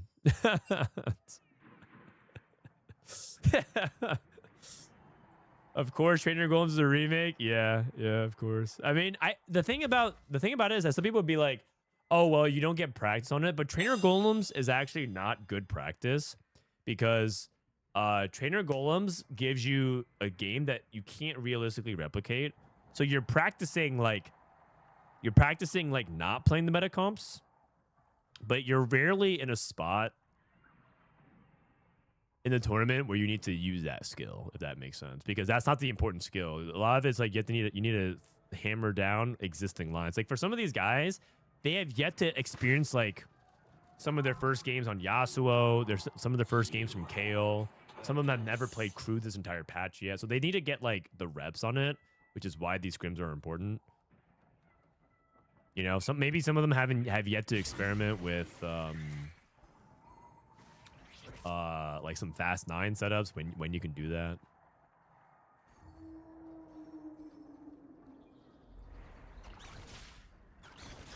The other use is from Tempo Seraphine. That's true. Seraphine can use Adaptive pretty well. It's true. They're gonna have to play it. Yeah, but like the thing is, and it's just like fake practice. The way I describe it is like you're practicing a half-court shot. Artix with an early Lulu. You're practicing your half-court shots. It's like, yeah, sure, maybe you might need to practice that because you will be in a situation where you need to do it, but it's just not. It's not actually like something that you. It's not something that's like helpful long term. Or sorry, in the immediate. It might be helpful long term if like you are going to be taking 3 to 4 half-court shots a season or something. Same thing.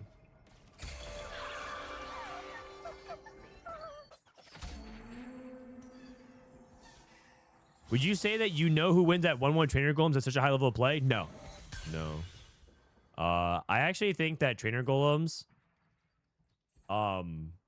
it's not like you know who wins at 1-1, but it's more like you don't really have much options to do anything other than play around your golems.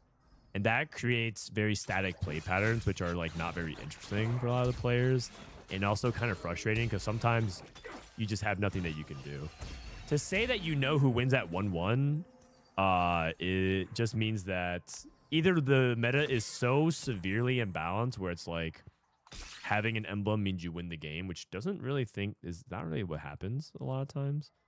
But you know what the game is going to be like, right? So the frustrating thing about trainer golems is when 4 people roll something that's really good for Soul Fighter and they don't really have much else they can do. If they get Soul Fighter emblem and Edgelord and I don't know, Juggernaut or something like that. Like something that just feels like you kind of have to play into the Soul Fighter and like 3 people roll that.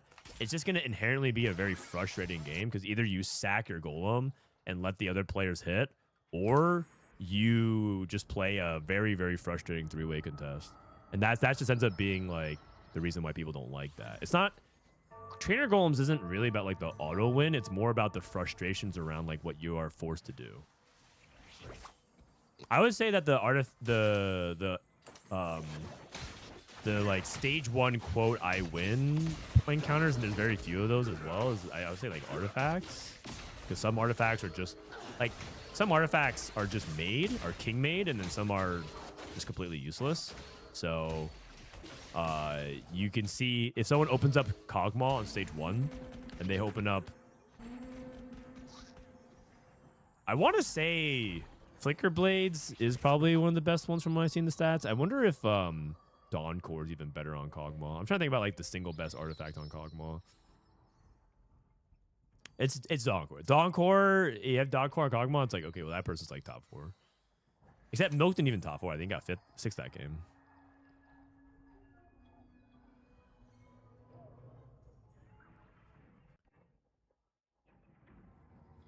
You're just locked into a line when you enter with golems. Most of the time. Sometimes you get open-ended ones. Like, there are some flexible golems you could get. So, if you get something like Bastion +1, Heavyweight +1, and like a Luchador, that's pretty flexible. You can just play Braum plus whatever you want to do, for example, or like a Mundo. You can just like do that, right, and just get like a general buff. There are golems that you can get that are like more open-ended, but there's a lot of them that are not. In fact, most of them are not. Is Trainer Golems the only Galaxy Scrims that reset? I think so. I think most people either reset that one. Yeah. because believe it or not, on some of the other ones that are like less like that are not fun to play on, like other golems that people don't like to play on are like artifact, but you kind of need to practice on artifact because you need to like understand, because one of the most important things in general, I would say, is practicing your stage 1 and 2. Most players that like that, it's just how it shapes your game, and getting reps on that is like really important. Okay, what's going on in chat? Hi everyone. Hello. Hi. Some dude took Wandering Trainer in my game today, got Luchador, Battle Academia, and just completely ignored and win a Kali. That's not even that bad though. You can even just play 6 Bastion. And you get Luchador for free on Braum. And then you just get BA activated for free as well. Looks like they have to remake. Everyone's disconnecting again.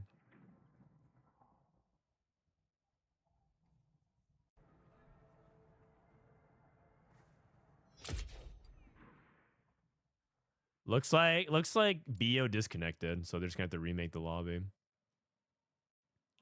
What kind of decisions are you making on stage 1? What you buy. How you play your stage 1 is, I think, still one of the biggest edges that you can get right now in competitive. A lot of people play stage 1 pretty badly, I'd say. Okay. When I say badly, I think that's too harsh. I think a lot of people make mistakes on stage 1, and I think that it's not as simple as it may sound, because the thing that stage 1 requires is for you to map out how the rest of stage 2 is going to play out, and then from there a bunch of domino effects happen. Like, because you're likely to get these things in stage, like what pairs you're holding, with what item components are dropping, with like what you're trying to angle towards, with like matching with the encounter, and you have a small amount of time to manage it. Sometimes stage 1 is pretty easy. You get drop gold, you can't make 10, so you just have to hold your whole shop. But how you set that all up into your augment and how you play your 2-1 is really, really important.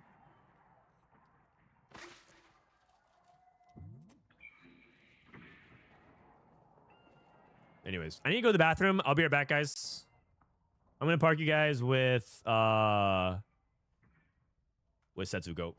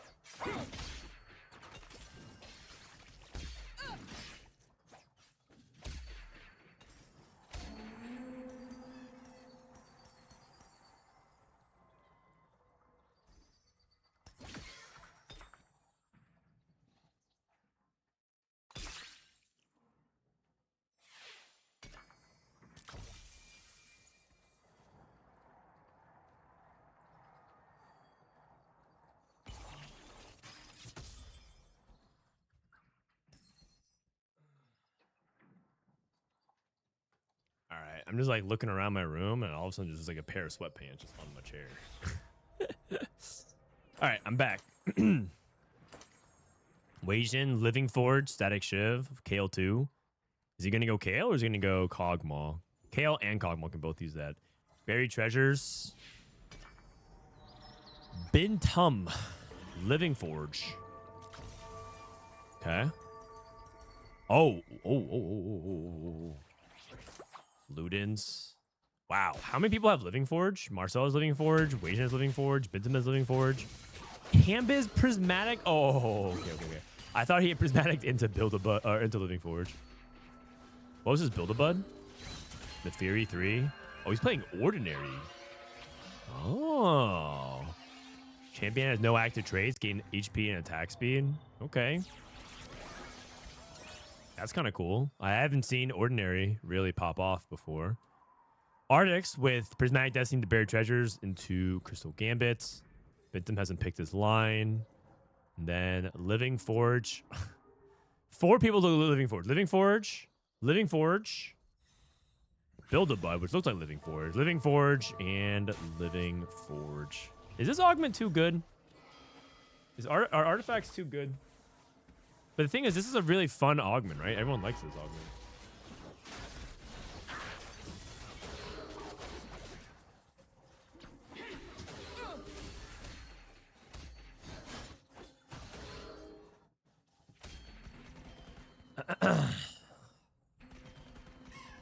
So we have Luden's Ari, what I perceive to be Lichbane into Kog'Maw.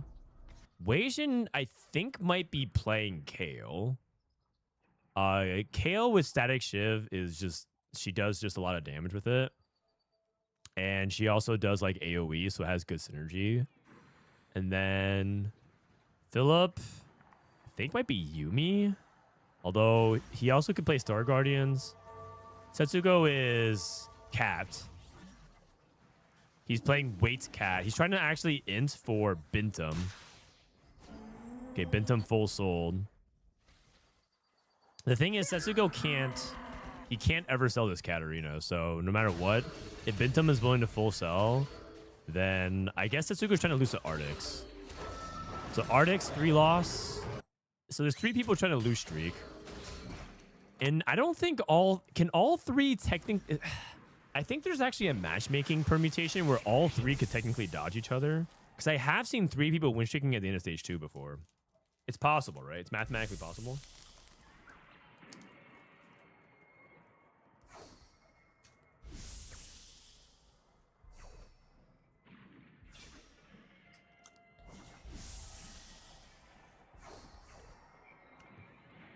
It is? Okay. We'll see.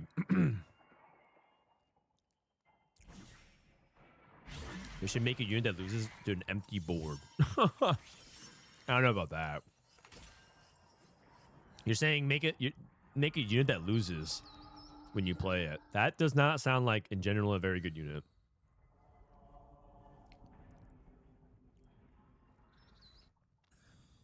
Okay, Binteum's just going to full sell again. He opened up his artifact, and it's going to be Seeker's Arm Guard.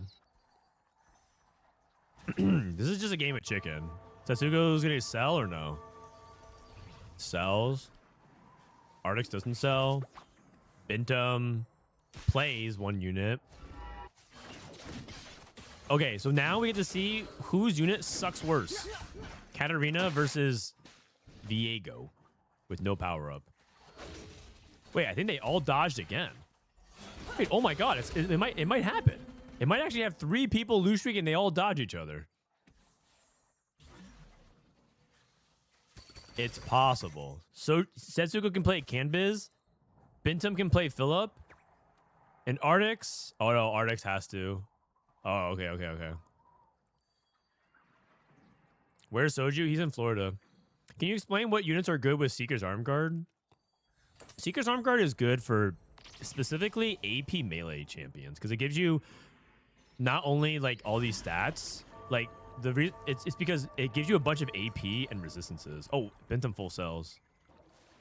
Oh, and Setsuko takes the. Oh, that's unfortunate. That is unfortunate. The Seeker's Arm Guard is specifically good on AP melee champions because the melee champions can use the resistances. If you just use Seeker's Arm Guard for the ability power on, like, say, like Yumi, for example, you're not going to benefit from the resistances very much. So theoretically, this is not actually true, but theoretically, one good unit for Seeker's Arm Guard is like Akali, because Akali is a melee champion that scales off of AP, right? So she like jumps in and she takes damage, so resistances are pretty good, so on and so forth. It also theoretically could be very good for someone like Gwen, because she's like getting into the fray. She's second row. She might take some hits, but she gets with the AP. But they're not. These aren't like particularly amazing artifacts for them. Don Setsuko, I'm pissed, man. It was he actually lost to Artix, and then Binteum just full sells and griefs him.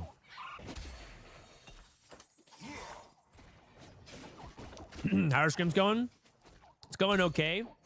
I would say overall, NA looks pretty decent. I would say right now that NA looks pretty decent. I haven't seen so much EU, actually. It feels like a lot of people that I watch scrims is like NA and APAC. I see a lot of NA APAC scrim, and I see a lot of I see a couple of CN. But EU, I haven't seen many EU players. I'm not sure why. Do you think he bought Viego one turn to base Setsuko to think he was going to keep Viego with Seeker's Arm Guard? Oh, okay, okay. That is some big brain play. So you play the Viego, make your opponent think that they're gonna keep the Viego on the board. I mean, but there's no point in doing that though, because Setsuko is gonna keep the Katarina guaranteed, right? Like it doesn't really change anything for Setsuko. So I guess it does mental damage. It does mental damage to him, so yeah, maybe. But like functionally, Setsuko's never gonna sell the Katarina, so you don't have to do anything as elaborate as that. But it would be funny if he was like, yes, that was all according to my plan. Kingslayer here could be good, but there's two people who are weak in HP.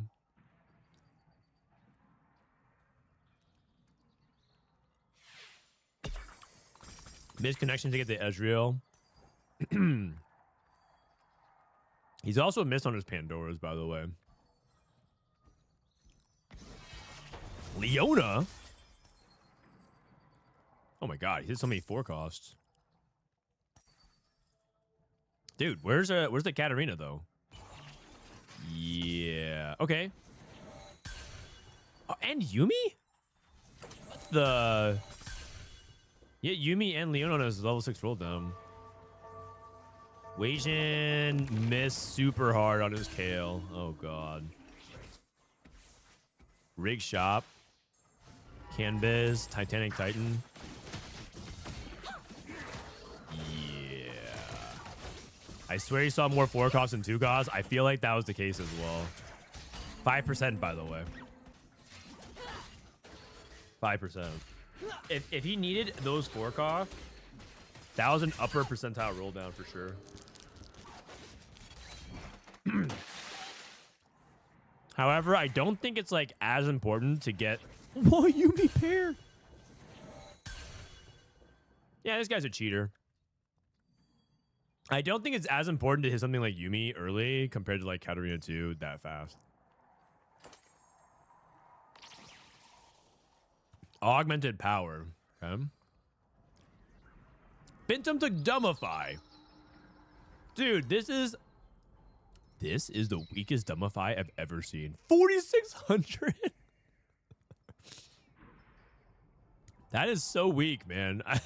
I've seen dummies approach 10,000 on stage 3-2. This is 4,600. Dude, this Binteum guy, man.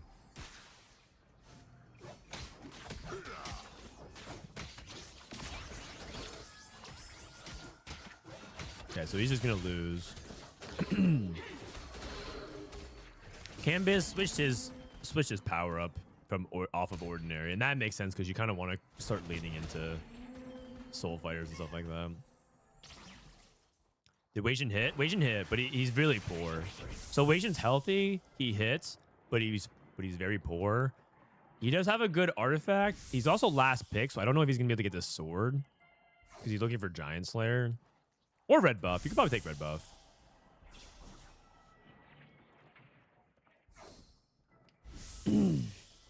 He's probably instead just gonna take. Oh, well, I mean, I guess he has no choice but to take Vest here.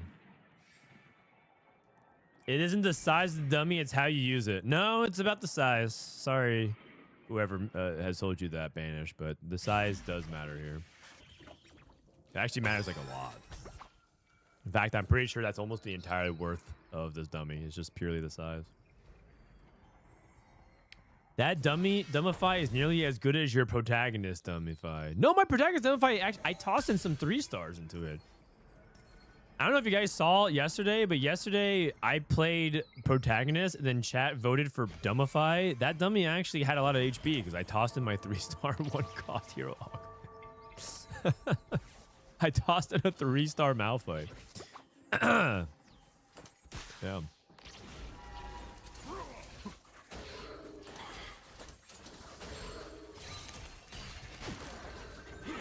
Oh, playing better in Janna. Wait, what? Whoa. Wait, Artix lost his cash out? Oh no, he cashed out already. Oh, he didn't push it. He didn't push. Oh no, he already cashed out. Oh, I see. Akali. Do you take this if you're Setsuko? I feel like you have to. I don't think you can wait that much longer for. I don't think you can wait that much longer for a better radio. And you just go Edge of Night. That's probably fine. You're gonna be low on crit, but that's probably not gonna be that big of a deal. Marcel losing as well. Trying to sack one more round. One more round for Crystal Gambit. You know, it's funny because people love Heartsteel, but I feel like the big difference between Crystal Gambit and Heartsteel is that the Heartsteel units were super fun to play. Or actually, specifically, Ezreal was so fun to play and watch fight. His play pattern was very satisfying. And so it feels like Crystal Gambit has elements of Heartsteel, but with none of the flair. I guess Ashe is cool, but Ashe is like so unplayable, right? Heartsteel is a lot hotter. We can agree to disagree. I mean, I don't know. I think I'd rather go on a date with Ashe and Janna than Set and Aphelios. Let's put it that way. I feel like Set is a fuckboy. You know? I feel like he wouldn't actually pay attention to me. Aren't you married? Yeah, she's invited too, man. The more the merrier. Let's throw a party. Okay, let's see.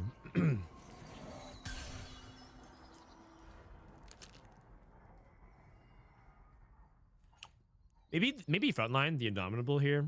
I don't know if Lichbane or anything is good. Oh, he's going double Seekers?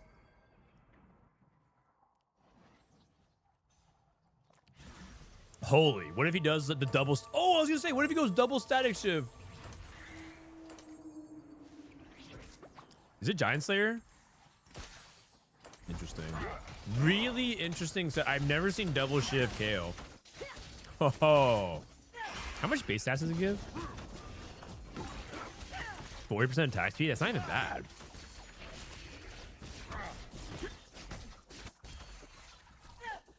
That's just because you aren't gay. Oh, I guess you're saying the gay community would love to go on a date with Heartsteel people. I'm just talking about personally.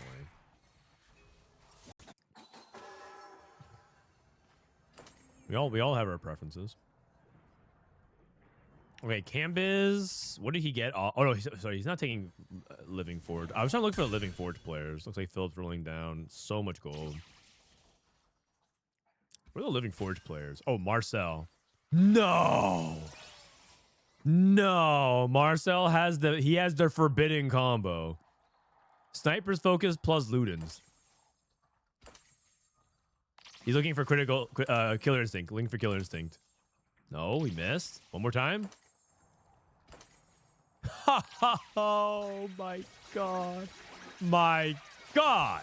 Okay, so the reason why it's insane is because he'll target the weakest unit within his range. And it is always going to be targeting the weakest units in the back line. And he has Ludens Tempest for the overkill. It is such insane synergy.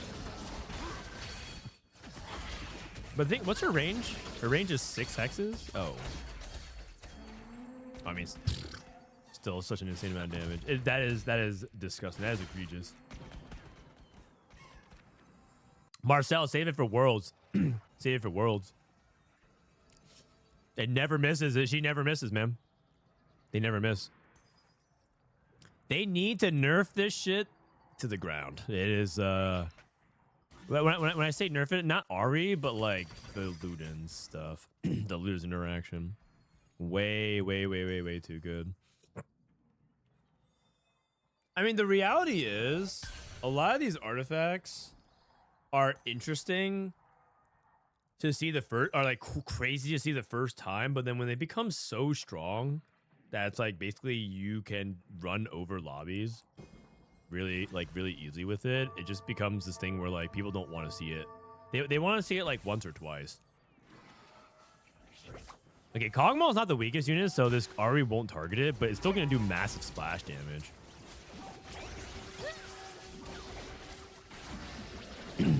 Right? You know, the Bastions are holding off. Okay. And it's Kog'Maw 3. Yeah, you know what? The Bastions actually held up really well. Setsuko. I think Setsuko's game is really rough. So is Binteum's game. Dude, open fort into Janna, double Seeker's arm guard. Holy cow. What a weird game. What a weird game.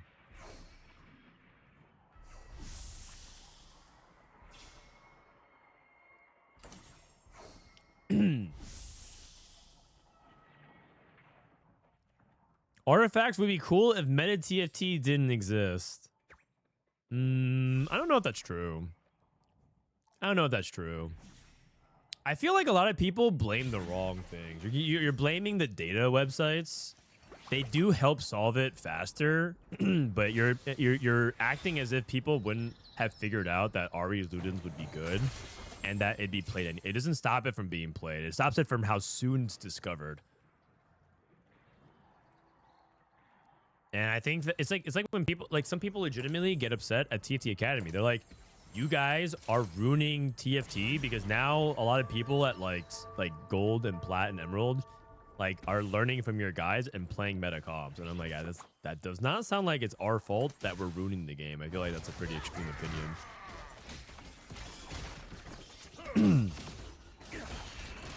Streamers exist, exactly. Forums exist. Discord servers exist. Like, you just have to look at match history profiles exist. So you just look at some top players' match history profiles and you see Ludens Ari goes first a lot. It'll make sense. Like, people will catch on. You're just slowing down the speed of that information. It's like, I don't know, I guess if you only report and like your financial, like your financial earnings once every 6 months instead of once every 3 months,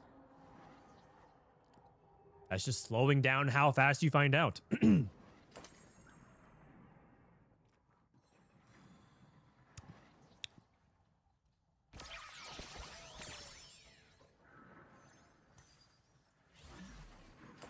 How many people realistically study all of that versus just copying the best comps and lines? It depends, though. It depends. Because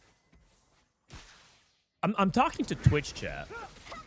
And I like to... Okay, a lot of people in my chat right now would categorize themselves as a casual TFT player. But I'm pretty sure by definition, you even being here in this chat disqualifies you from considering yourself as a casual TFT player. You are here on a Wednesday watching professional TFT players play Scrims. Talking to the #1 world-class... Wait, what are we right here? Give me a sec. You're talking to a world-class TFT coach and expert. I mean, they wrote that, not me. So, and looking for advice and talking about meta. So, like, you guys are not casual players. So, you guys are the people who are going out of your way to seek out that information.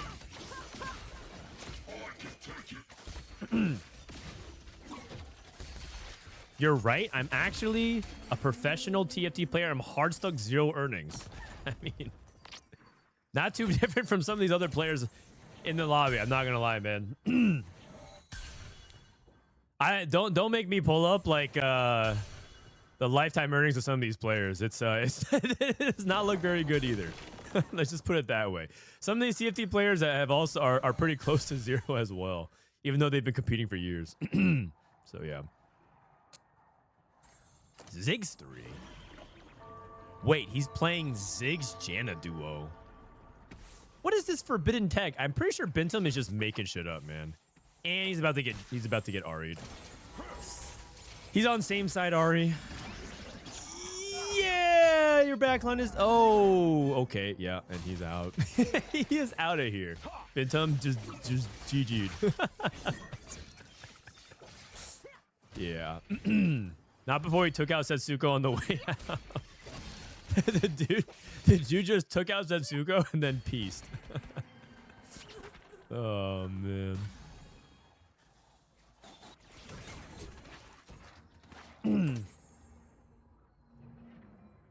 What's your lifetime tournament earnings in TFT, Frodan? I think it's not 0. Hold on one second. You can actually look at it. You can actually look it up. Give me a sec here. Give me a sec here. esportsearning.com. Let's search. Search for Frodan. And Frodan. Teamfight Tactics player. That's right. And I've earned...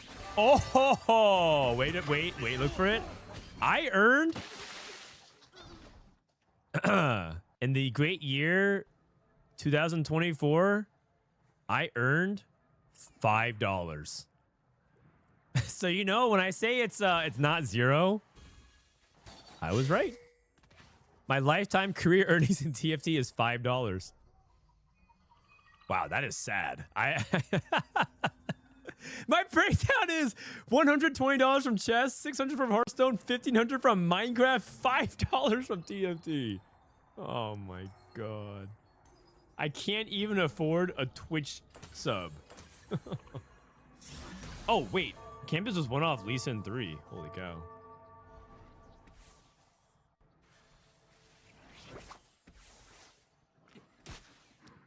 Frodan, the Minecraft streamer. Yeah, I played in a Minecraft creator tournament and we got second.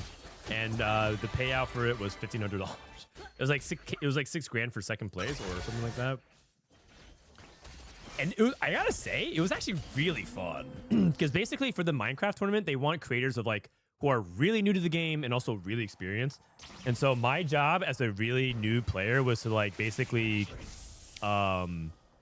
create tunnel path, like basically help play defense and help manage like the tunnels while like the good players go in PvP. Good Minecraft players are really, really good at the game. And like they could 100-0 me. Like they could give me 100 chances to duel them. I don't think I would win a single time. They're so good. And so like I couldn't really be like a raider on the enemy base, so I just stayed and just like played defense. But you know, my PvPers were like insanely good and they hard carried, and so I got second. Looks like Weijin's gonna fizzle out in bot 4 here. I think unfortunately there's some like pretty illegal things happening in this lobby, like this RE3 with Ludens. I'm actually surprised Artix. I wonder if he had good matchmaking. I'm surprised Artix won as many fights as he did. I guess he actually hit almost all the whole board. Yeah, he hit almost all the entire board. He must have, you know, he must have cheesed some fights. Again, he's on the, he's like playing Akali, so he's just trying to assassinate and cheese some fights. It wouldn't surprise me if Artix actually ends up like 4th, because I think the thing about Akali is that you win a lot of fights, and all of a sudden people get online and they can deal with your Akali, then you lose every fight, but because you preserve so much HP, you just land top 4. Like, I think the average placement curve of Akali is like heavily skewed to 3rd and 4th place with a high top 4 rate, but a very low win rate. There's competitive Minecraft. Oh yeah, Minecraft is, I think the more I've like gotten to know Minecraft over the years, I did a lot of Minecraft work with Twitch Rivals back when I worked at Twitch. Minecraft is really good. I actually think that Minecraft is just one of the best games ever made. Just like from almost every angle. And then that includes as a competitive game as well. Like, competitive Minecraft is very, very cool, in my opinion. I don't know, maybe that's like a weird take if you don't actually follow Minecraft, but I think competitive Minecraft is pretty sick.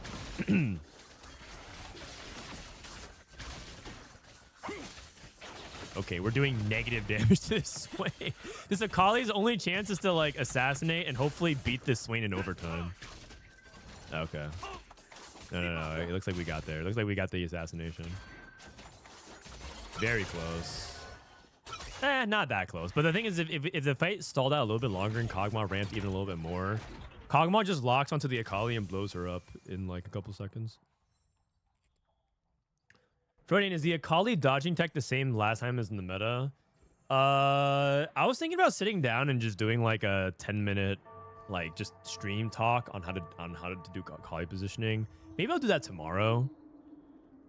Or maybe the end of the stream today. End of the stream today for the final thing. I think I'm doing a YouTube video. Bye. Going to toddler group.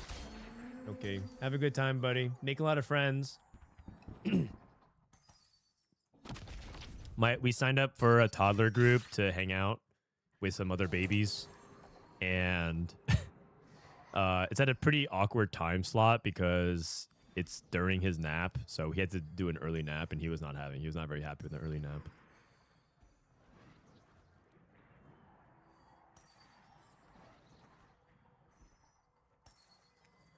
He went Zhonya's. I don't know if Zhonya's would be better than Giant Slayer. I kind of worry about the lack of damage. Okay, he's going for it, though. Double Zhonya's on Shadow Clone does sound pretty nasty, though. It does sound pretty nasty. Okay, theoretically, the setup's insane, but everyone's setup is insane.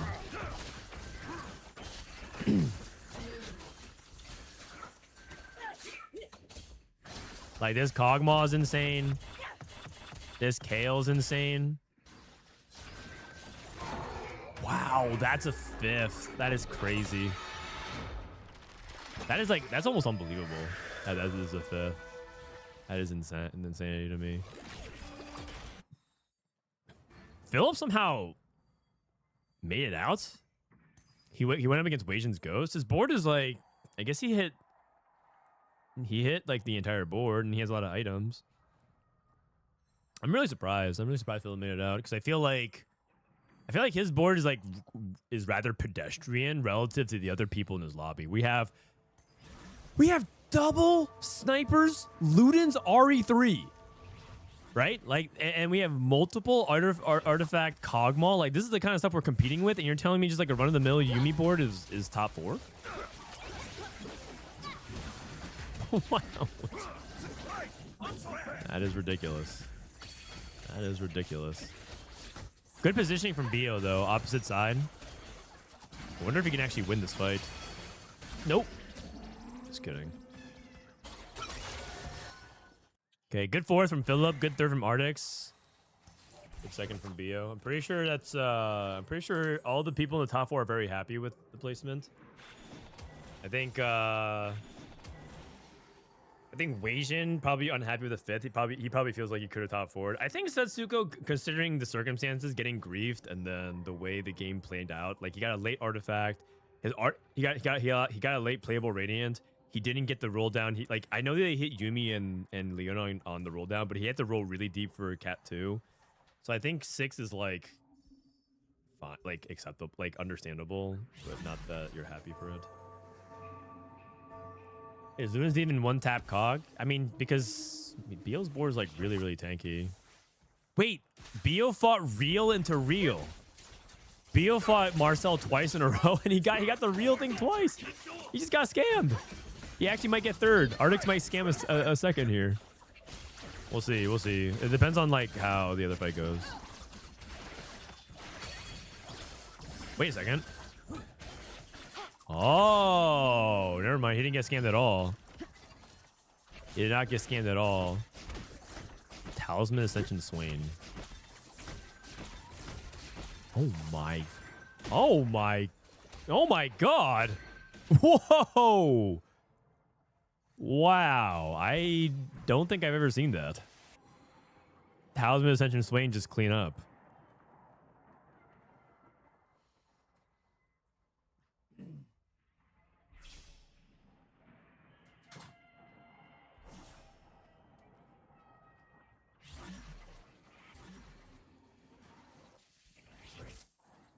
All right. Well, is there anything Marcel has to do to adapt here?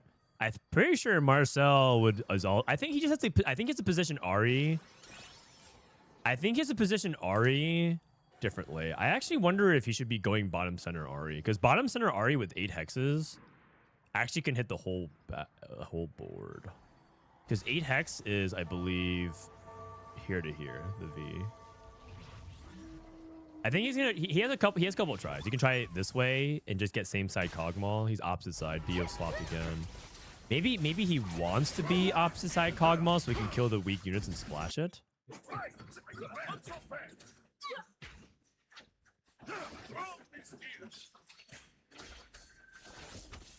I think Ari targets Cogmaw here. Oh, wait a second, you guys. Wait a second. The BR Storm. People Brazil. Wait a second. I thought Marcel had this in the bag. I would let this big daddy Swain clean me up anytime, Shigers.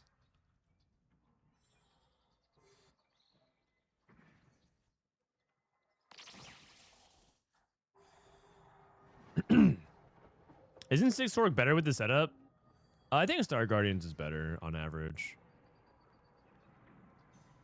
If you look at the stats, it heavily imply that it's Star Guardian.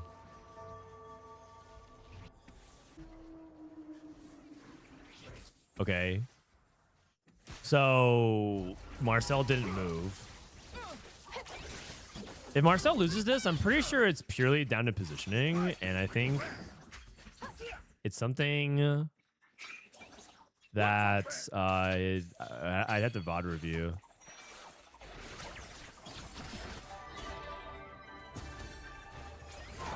Oh wow, Yo actually won. My thought was put Ari in the bottom center, had the tank in front of the Cogmaw, whatever, and then try to have Ari target the Cogmaw.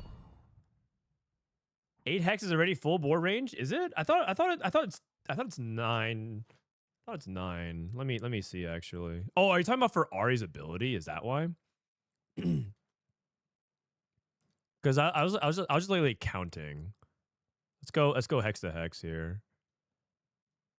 It's 1, 2, 3. 1, 2, 1, 2, 3, 4, 5, 6, 7. Okay, I thought it was 9. Let me go opposite corner here.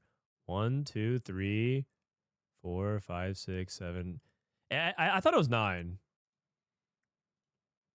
Maybe I'm stupid.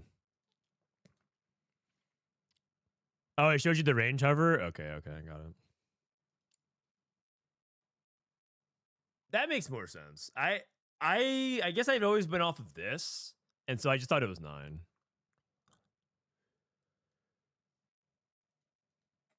If he's same side of the art, doesn't it let you splash onto cog? Well, I think theoretically you can do that. There's not an easy way to splash the Kog'Maw and get it damaged.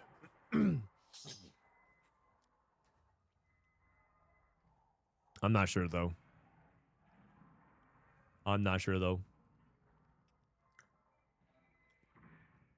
Cause like I'm watching the fight here. So like in this matchup, you're saying, can you theoretically splash Cog? How do you even get Cog splashed with Jinx? Especially if they position away from it so Seraphine can't aim there. Maybe the tech is to do something like throw in an Akali. Like maybe you need to throw in an Akali, roll down, because Marcel had time, right? Marcel had 37 HP and he was level 9 for a while. Maybe there's like some secret tech where you're supposed to like throw in a random Akali to damage the Kog'Maw so that way Ari can tag it later. I don't know. That'd be some dark tech, but I'm not sure. I need Tankzilla. I can see that too, like a better fruit. What were your fruits? It was Standalone and Killer Instinct. Yeah, I can see that. But you spend so many fruits looking for Killer Instinct. I don't blame you for like because the thing is, you're worried that on average, if you refruit, you're gonna get something worse. Which with one fruit, I don't even blame. I think that's actually like entirely reasonable fear.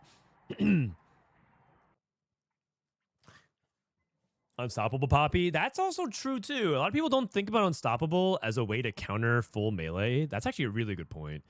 One interaction about Unstoppable is that if you have a full frontline melee and your opponent has a full frontline melee, you can manipulate Unstoppable to charge in the backline as well. You know what, Martin? You might be a genius. There was a Reddit post a long time ago about that. Let me show you. Carousels have more competitors. Unstoppable.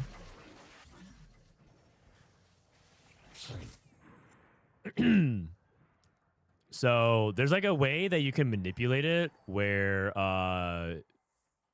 like because of the way it's targeting with this, you can have Poppy like jump like from here to there, and that if the Kog'Maw is tucked in the corner, you might be able to get there, right? So there's like elements maybe you could do that. That's like pretty advanced, and also there's no guarantee it works that way, but theoretically it could.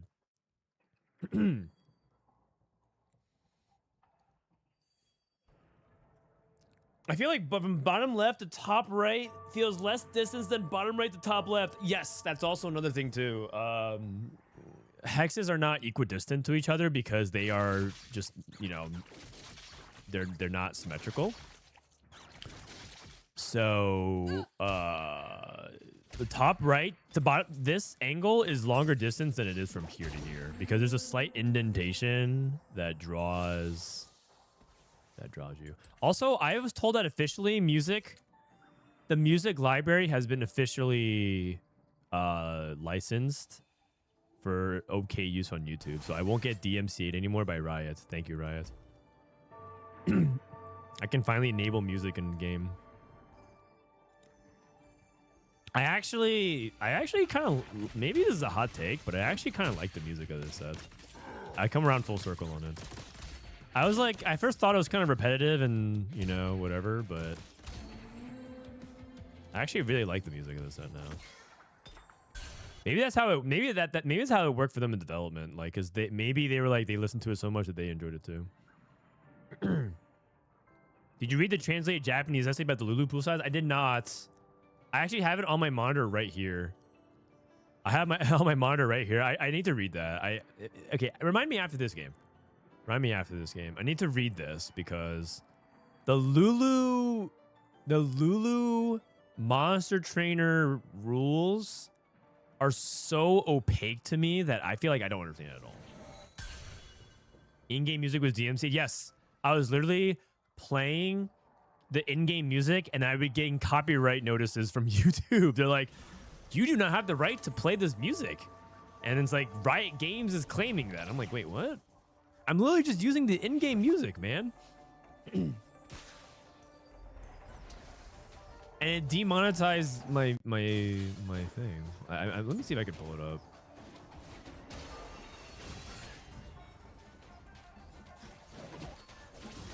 I don't want to just be like throwing out accusations here.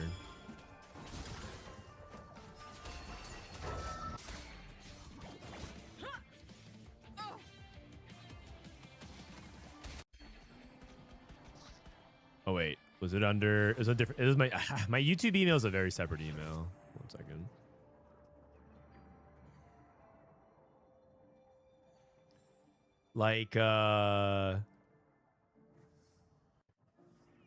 Like this.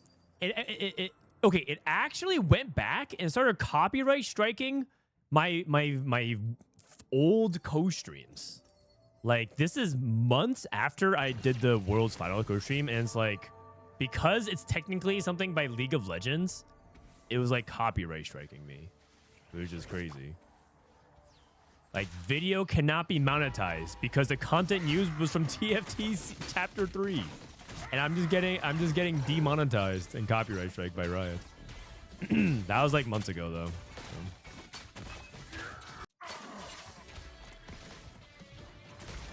All right, what do we have? We have Keepers. We have Stars Are Born. We have Twilight Assault, Shen Hero Augment. We have Patient Study. We have Hat Trick. Hat Trick Sever. Okay, Stars Are Born. Interesting. We have Filup, the Crew Lover. Stars Are Born. Wait, how many people the Stars Are? Stars Are Born. Stars Are Born. Hustler off of Gold Destiny, and then we have Double Trouble Grea. Interesting. Do you get to see Mort Dog anymore? In my dreams.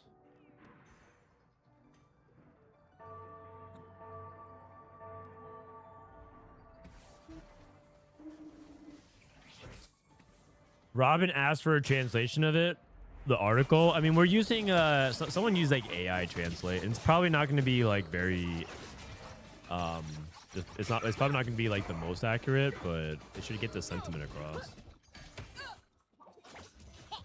However, because they're translating it, it might be important to get the technical details correct, because sometimes we might misunderstand something. Sometimes, in my opinion, this is not an opinion. There's speculation about certain things in previous sets where China would be doing some pretty inexplicable play. And I think what ended up happening was the translation of the thing to Chinese made it sound like it did something differently. So, for example, back in set 7, there's a trait in set 7 called Mirage. And set 7 was the dragons. It was a dragon set where like you had Aoshin, you had Ssiel, you had Som and Deja, Xiaoyu, etc. And it's all these like, you know, made up dragons from the world. There was a trait called Mirage where every game it was a different trait. Like Mirage would be a different, like it would give you a different attribute every single game. And one of the traits was Executioner. Like all your Mirage units would become Executioners. And what ended up happening was all the Chinese players kept building more crit. And that was like the incorrect way to build it. You were supposed to build AP and attack speed. But like they did not understand that. But the thing is they all did that, and it was just very, very wrong. And I think that the leading belief was that it was translated improperly to Chinese. How come Soju isn't streaming? I think he told me that not enough people have asked in Twitch chats. Like if he doesn't feel loved enough. What you need to do is you need to go around to every Twitch chat asking that question. I think he was going to log online. But that's his words. I'm just quoting him directly.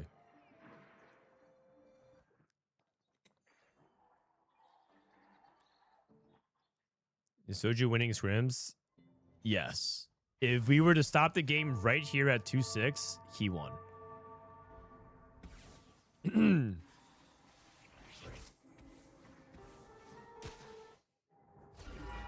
There were no stats back then. There were stats. It's just that I think they didn't understand They didn't understand like that it was bad. I think like the interaction might have been a translation error. So anyways, that the point of what I'm trying to say is that in translation, having a detailed and accurate translation might be really important. Make sure to send a Hydra. Don't do that. Don't do that. Don't do that. We don't want to give people bad advice.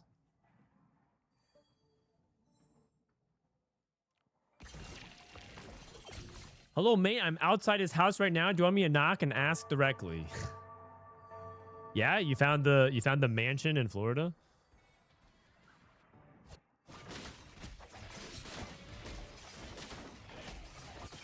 Okay, Binteum level 6 hustler.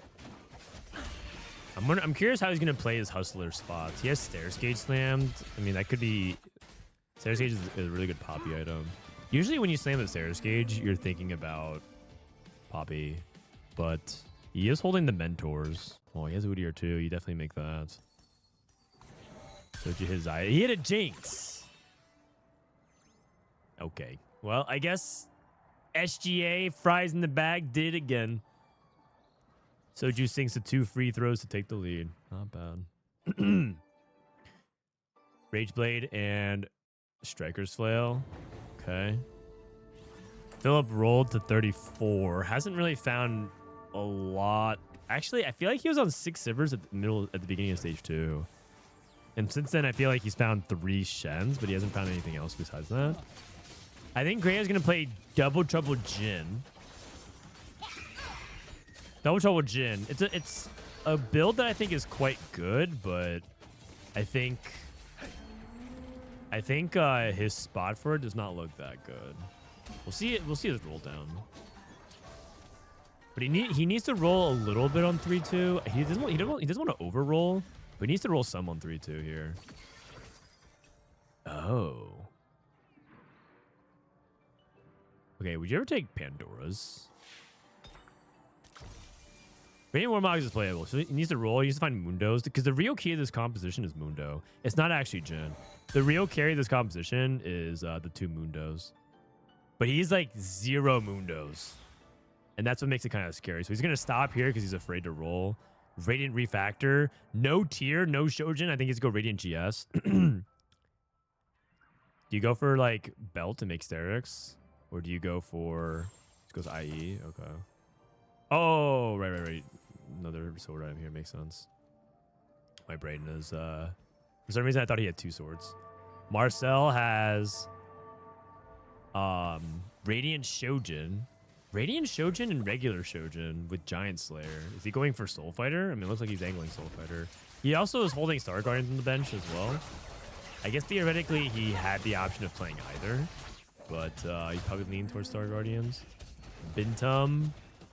Also, Radiant Refactor. Looks like he's going for Akali. Wait, he Radiant Refactored into Sterix Gauge, and he didn't slam. Whoa. Oh, he's going Caitlyn Jace. Oh, I see.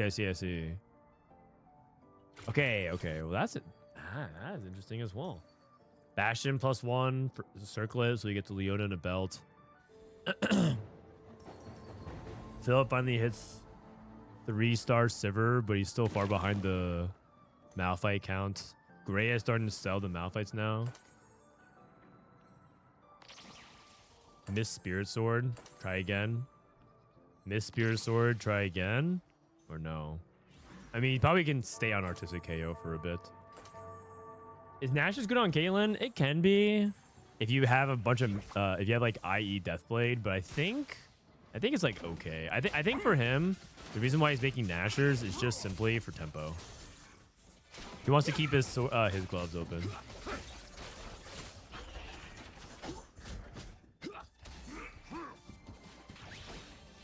And Nashers is just like a mana item, yeah. So, like, you see how long it takes for Caitlyn to cast? See that? Caitlyn didn't do anything. Just like the show. He was useless. Equally useless in Arcane and TFT. Wasian, first pick. What does he want here? He's also Star Guardians. How many people are playing Star Guardians in this lobby? The thing about Regal Rumble is that you get so many people on Carousel that chances are you should be able to hit like some impactful units on Carousel.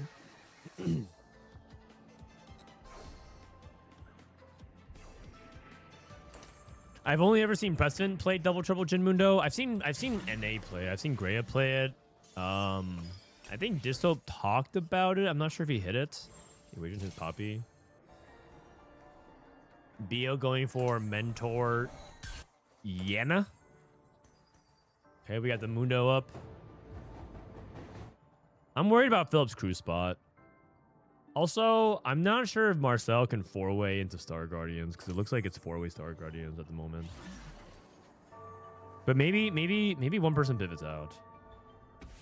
Soju, Marcel, Wasian. Who's the fourth? I actually maybe there's only 3. Bio is Janna, Grea is Double Trouble Mundo, Filup is crew, and so oh no, it's only 3 players. You can 3-way Star Guardian. So there's 3 Star Guardian players. Shen reroll, crew reroll.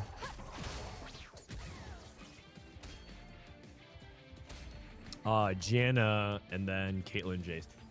What I'm starting to realize though is that Setsuko is not going to hit Shen 3 easily because Filup is holding all the Shens. So Filup just commits to crew. Filup is committing to crew and just holding all of Setsuko's Shens.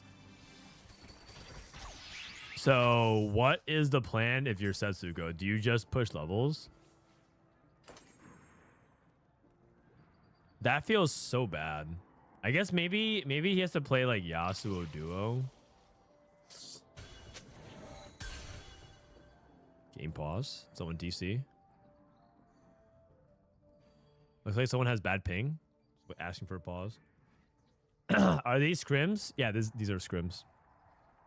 We're just watching some pro scrims for a bit today. TPC is in 2 days. Today is Wednesday. TPC starts on Friday. Kate did a great job at being lesbian and showing Vi some love. I mean, eventually. It took him long enough.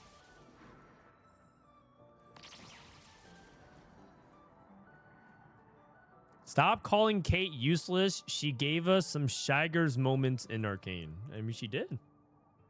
And she was actually one of the few people pushing the plot forward. So, yeah. Okay. Trying to look at other people's spots here real quick. Giant and Mighty. Filup took Radiant Stone Play for the crew. Oh, Wasian's having a severe spike in ping. 4,800. Holy cow.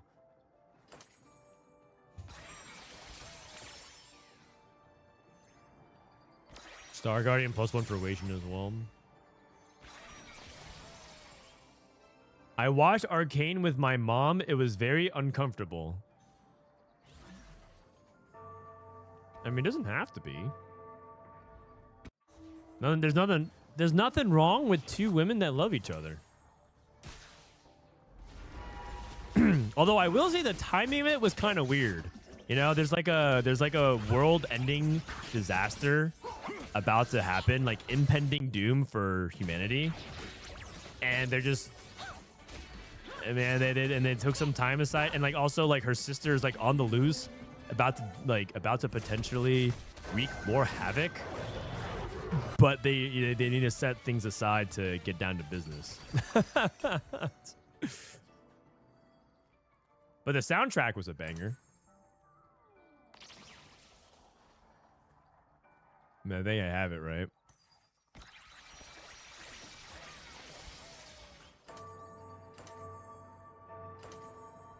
The soundtrack. Do I have the soundtrack? Let me see. Arcane playlist.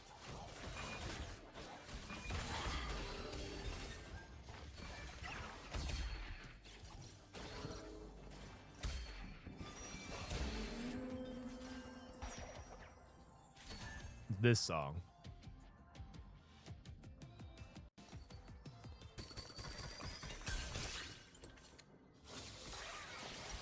really sets the mood, you know? You're in prison, the world's about to end, humanity is doomed, but there's a really hot lesbian cop in the cell next to you.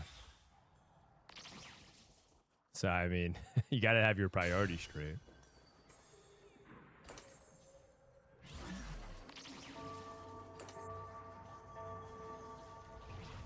Soju about to go for 4-2 roll down. He's rolling later than the other Star Guardian players. You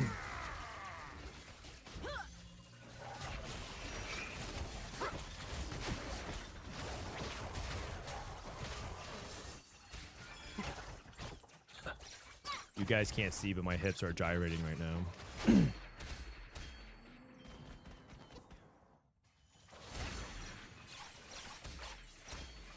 I think Setsuko is probably just going to have to push levels.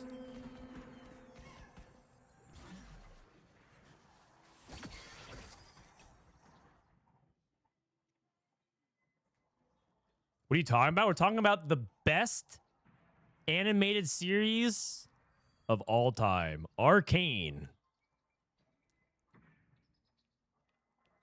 I'm not even sure that's entirely true, but I'm not gonna bother validating that. Duo Q.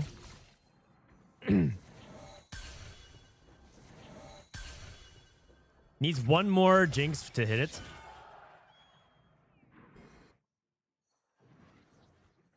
Another one. He probably wants to go for IE. Oh no, he already made IE. Keepers for Marcel. Bio has 3-star Janet, but only 2-star Kabuko. Shen 3.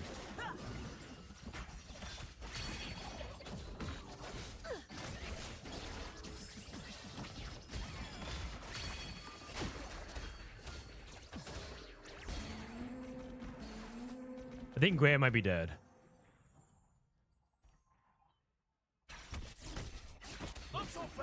What's the song name? The song name is Fantastic by King Princess from the series Arcane League of Legends.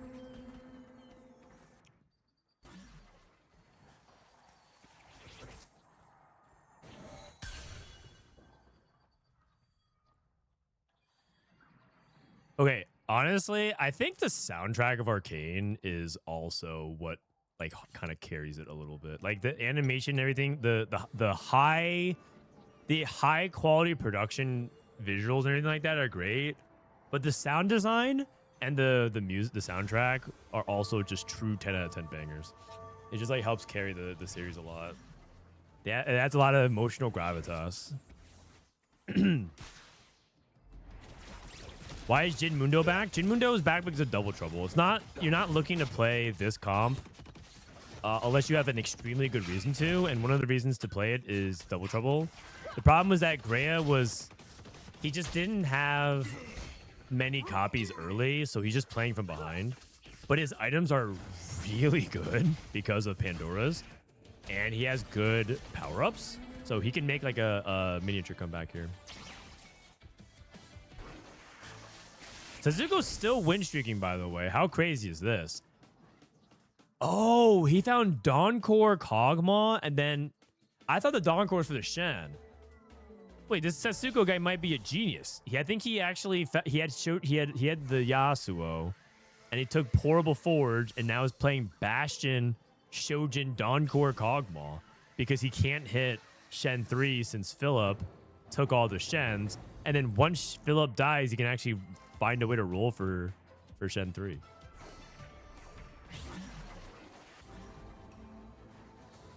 Yeah, I think he might have done it again. I mean, because you're not really looking to play like Kog'Maw with the Twilight Soul, but Kog'Maw Bastions also makes sense. I mean, and also shreds for him as well. Also, Shen wants to Sunder. I mean, the more I think about it, the more I think it's brilliant.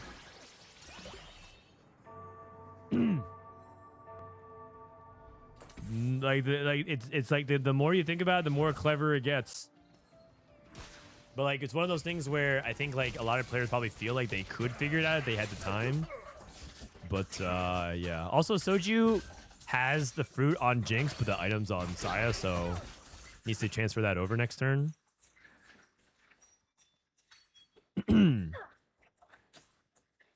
It's a good loss for Setsuko, assuming he even loses here. Oh, it's a good loss because he just has to stall out for Filup to die. This is what makes Setsuko one of the best players to ever touch the game. Holy cow. That is some generational glaze. Man.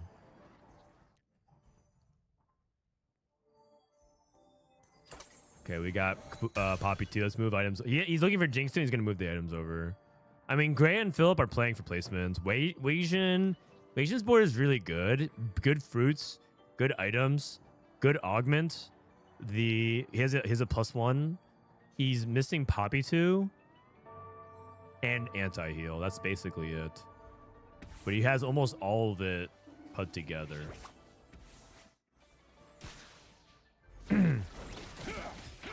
Is Soju gonna cycle his Jinx?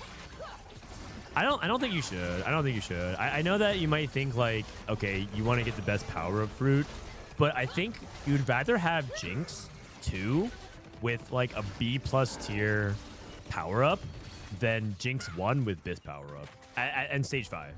Because stage is 1-star Jinx is just too much of a liability to die. Okay, Filup went 8th. So now Setsuko can like roll for the Shens. I mean, if he hits his full board, he wins the game. If he hits Cog 3, Shen 3, Swain 3, I don't think he's going to go for Shinzao 3. I think he's just going to eventually move it to Swain. But if he hits his full board, I think he wins the game. That's an insane out of spot. And then Binteum playing for top 4. Marcel is basically... Him and Wasian are in the same boat, which is like they're just trying to get their board together. Although I would say that Marcel is far poorer than Wasian. Wasian's at 40 gold. Wasian, again, major lag spike. He's not even picking up his orbs. Just the fact that you spotted how good the player was determines that Frodan must be one of the best players to ever touch this game. If your search range is for like top 1,000 players to ever play TFT, then I think you're right. You know how like in tactics.tools or meta TFT, if you increase your search filter, you can always like kind of find a conclusion. You're broadening your range a lot. I appreciate that. I appreciate that. Canadian internet. Is Canadian internet worse than American internet? Let me ask, because everyone keeps complaining about Canadian internet, but I'm pretty sure American internet is also pretty bad. American infrastructure in general is just...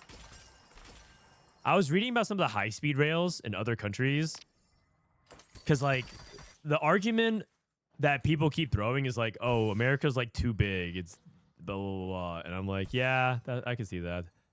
And then I read about how like China is developing all of it, and China is also a massive country, and I'm just like, man, we suck. We don't have...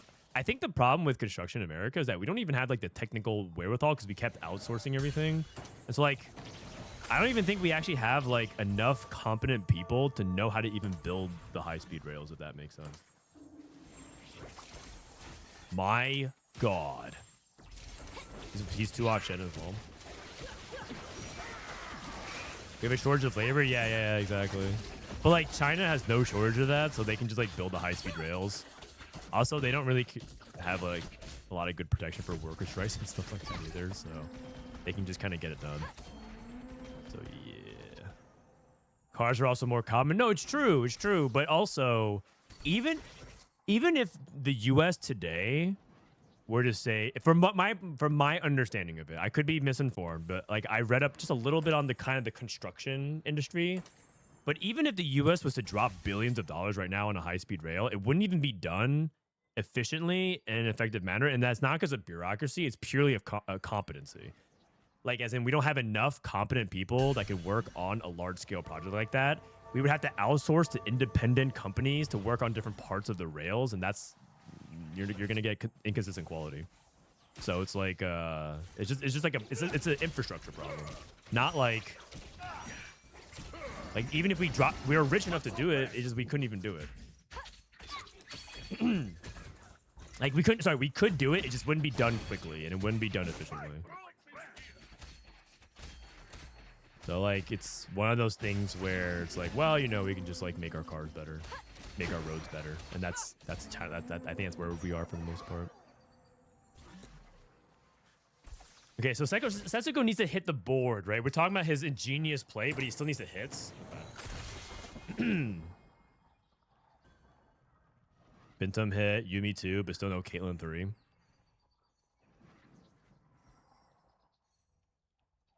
It's just decades of stagnation because big companies don't need to get better. It's a little bit of that. It's a lot. It's definitely some of the lobbying. It's definitely some of like the way people have described it, and part of it is just also because like a lot of people invested in China, right? And China became really good at like the people that made everything, and so they're just really good and streamlined around like that kind of stuff, like the construction and making stuff. They're just really good at making stuff now because everyone's just saying like, well, China will do it for cheap. Yeah, it's a combination of it. Anyways, I'm not like the most knowledgeable about like I guess like all this civil engineering stuff, but that's just like sort of like the light reading that I did the other day that I thought was really interesting.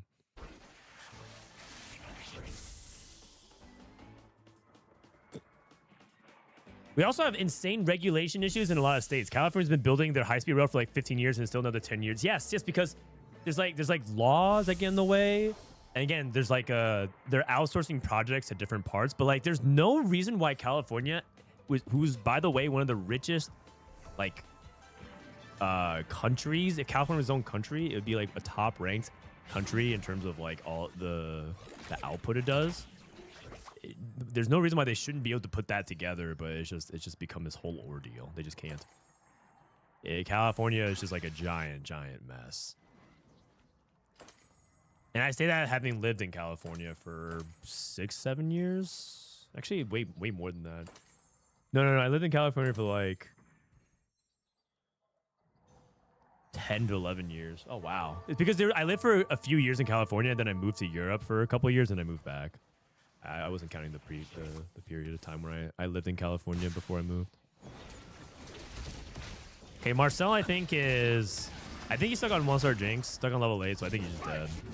Binteum with Caitlyn Jace. I mean, I think Caitlyn Jace is okay if you get far ahead, but yeah, Binteum is not far ahead.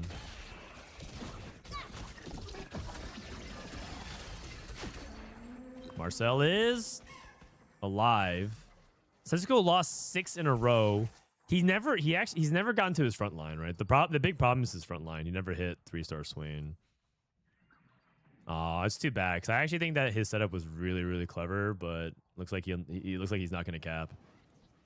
He might get top 4 though. Top 4 with no front line is pretty. I think it's like as good as you can ask. So we have Mentor Janna, Soju, and Star Guardians. We have double Star Guardians.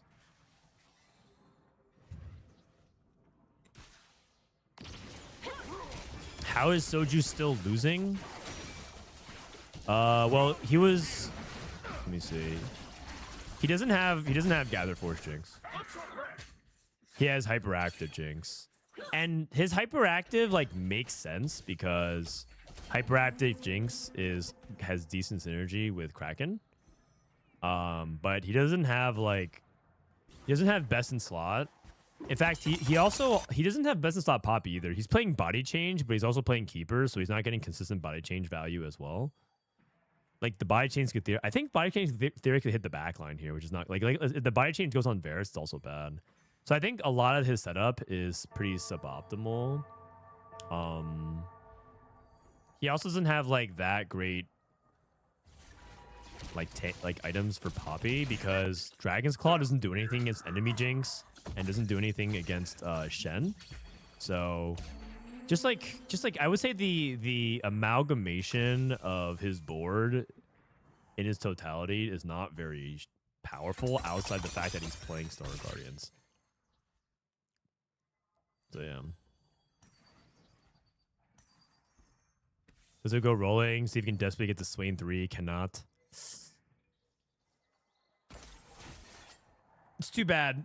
It's too bad. He's just not rich enough. Like the big thing about Setsuko's board is that he just wasn't rich enough to hit so many 3-stars. If he was able to get there, I think he can win the game. But it looks like it's gonna be Wasian or Bio.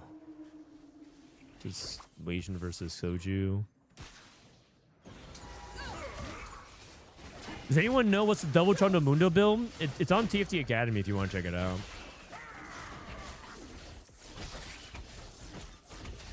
That website, honestly, no bias here. That website might be the best website ever made. Okay, Soju's dead. Setsuko's dead.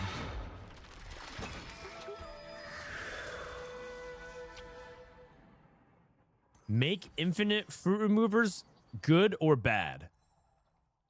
Probably bad. I think people think they want more consistency in TFT, but more consistency makes them, on average, a more boring game. In general. I would say that, like, do you guys remember the Fairy Callista meta in set 12 where, like, everyone played Fairy Callista? It's because you rolled for the exact same units and built the exact same items every game, and it was hyper consistent, but you basically did the same thing every single time. And that's an argument for when there's not enough RNG, because you're basically able to get, all you need is one Rage Blade and one Stone Plate, and you basically have best in slot everything. And so that's an example of like baseline consistency being way too high for a composition. And if you get infinite fruits, it sort of creates a situation where like everyone's just going to try to force the best fruits always. And it just kind of creates this like thing where you're just getting annoyed because the fruit mechanic, you're not even thinking about what you want, right? You're just basically fishing for the best, and now you just lost 10 extra seconds on your turn because you just didn't get the best one. I think a lot of people who suggest like you should get infinite fruit removers, like that's partially a solve for the frustrating aspects of like missing a fruit, but it creates other things it creates other problems. I don't think it like is like, well, now you get rid of that and now it's net positive. There's some net negatives that come into it. This is the worst set of all time. Not even close. Not even close. It might feel bad. This might be the least fun you've had in a while. This might even be the least fun you've ever had, but is it the worst set ever? It's just not. Is it? I've played through the worst sets, and I can just tell you definitively this is not anywhere close to the worst set of all time. In my opinion. Obviously it's subjective, but if you guys lived through some of the true worst times,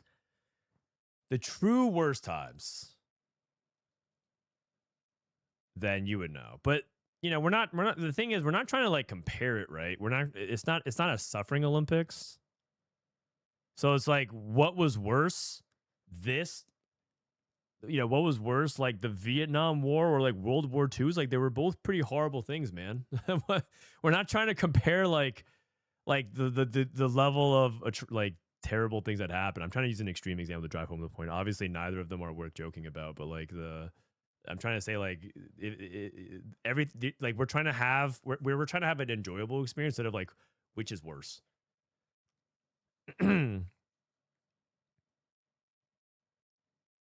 I would say that this set right now is just a below average set.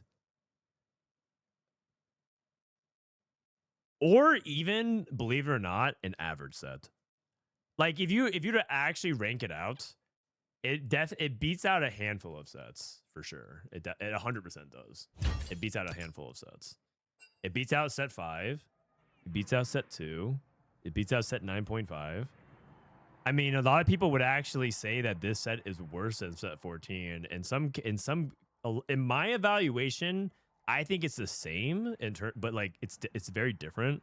But my enjoyment of the set is about the same as last set, and I thought last set 14 was like a C tier, like C as in like right down the middle. It was like an okay, like it was like a very forgettable average set. Set 14 was more boring. I agree. I actually have played more of this set than I have of last set, but I think because I think the set is fundamentally more fun than last set. Last set was like not very fun. It was like this set has a lot of like fun things in it, but it's also just like bug ridden and mechanically mechanically difficult to like understand. Oh, it looks like scrims are over, guys.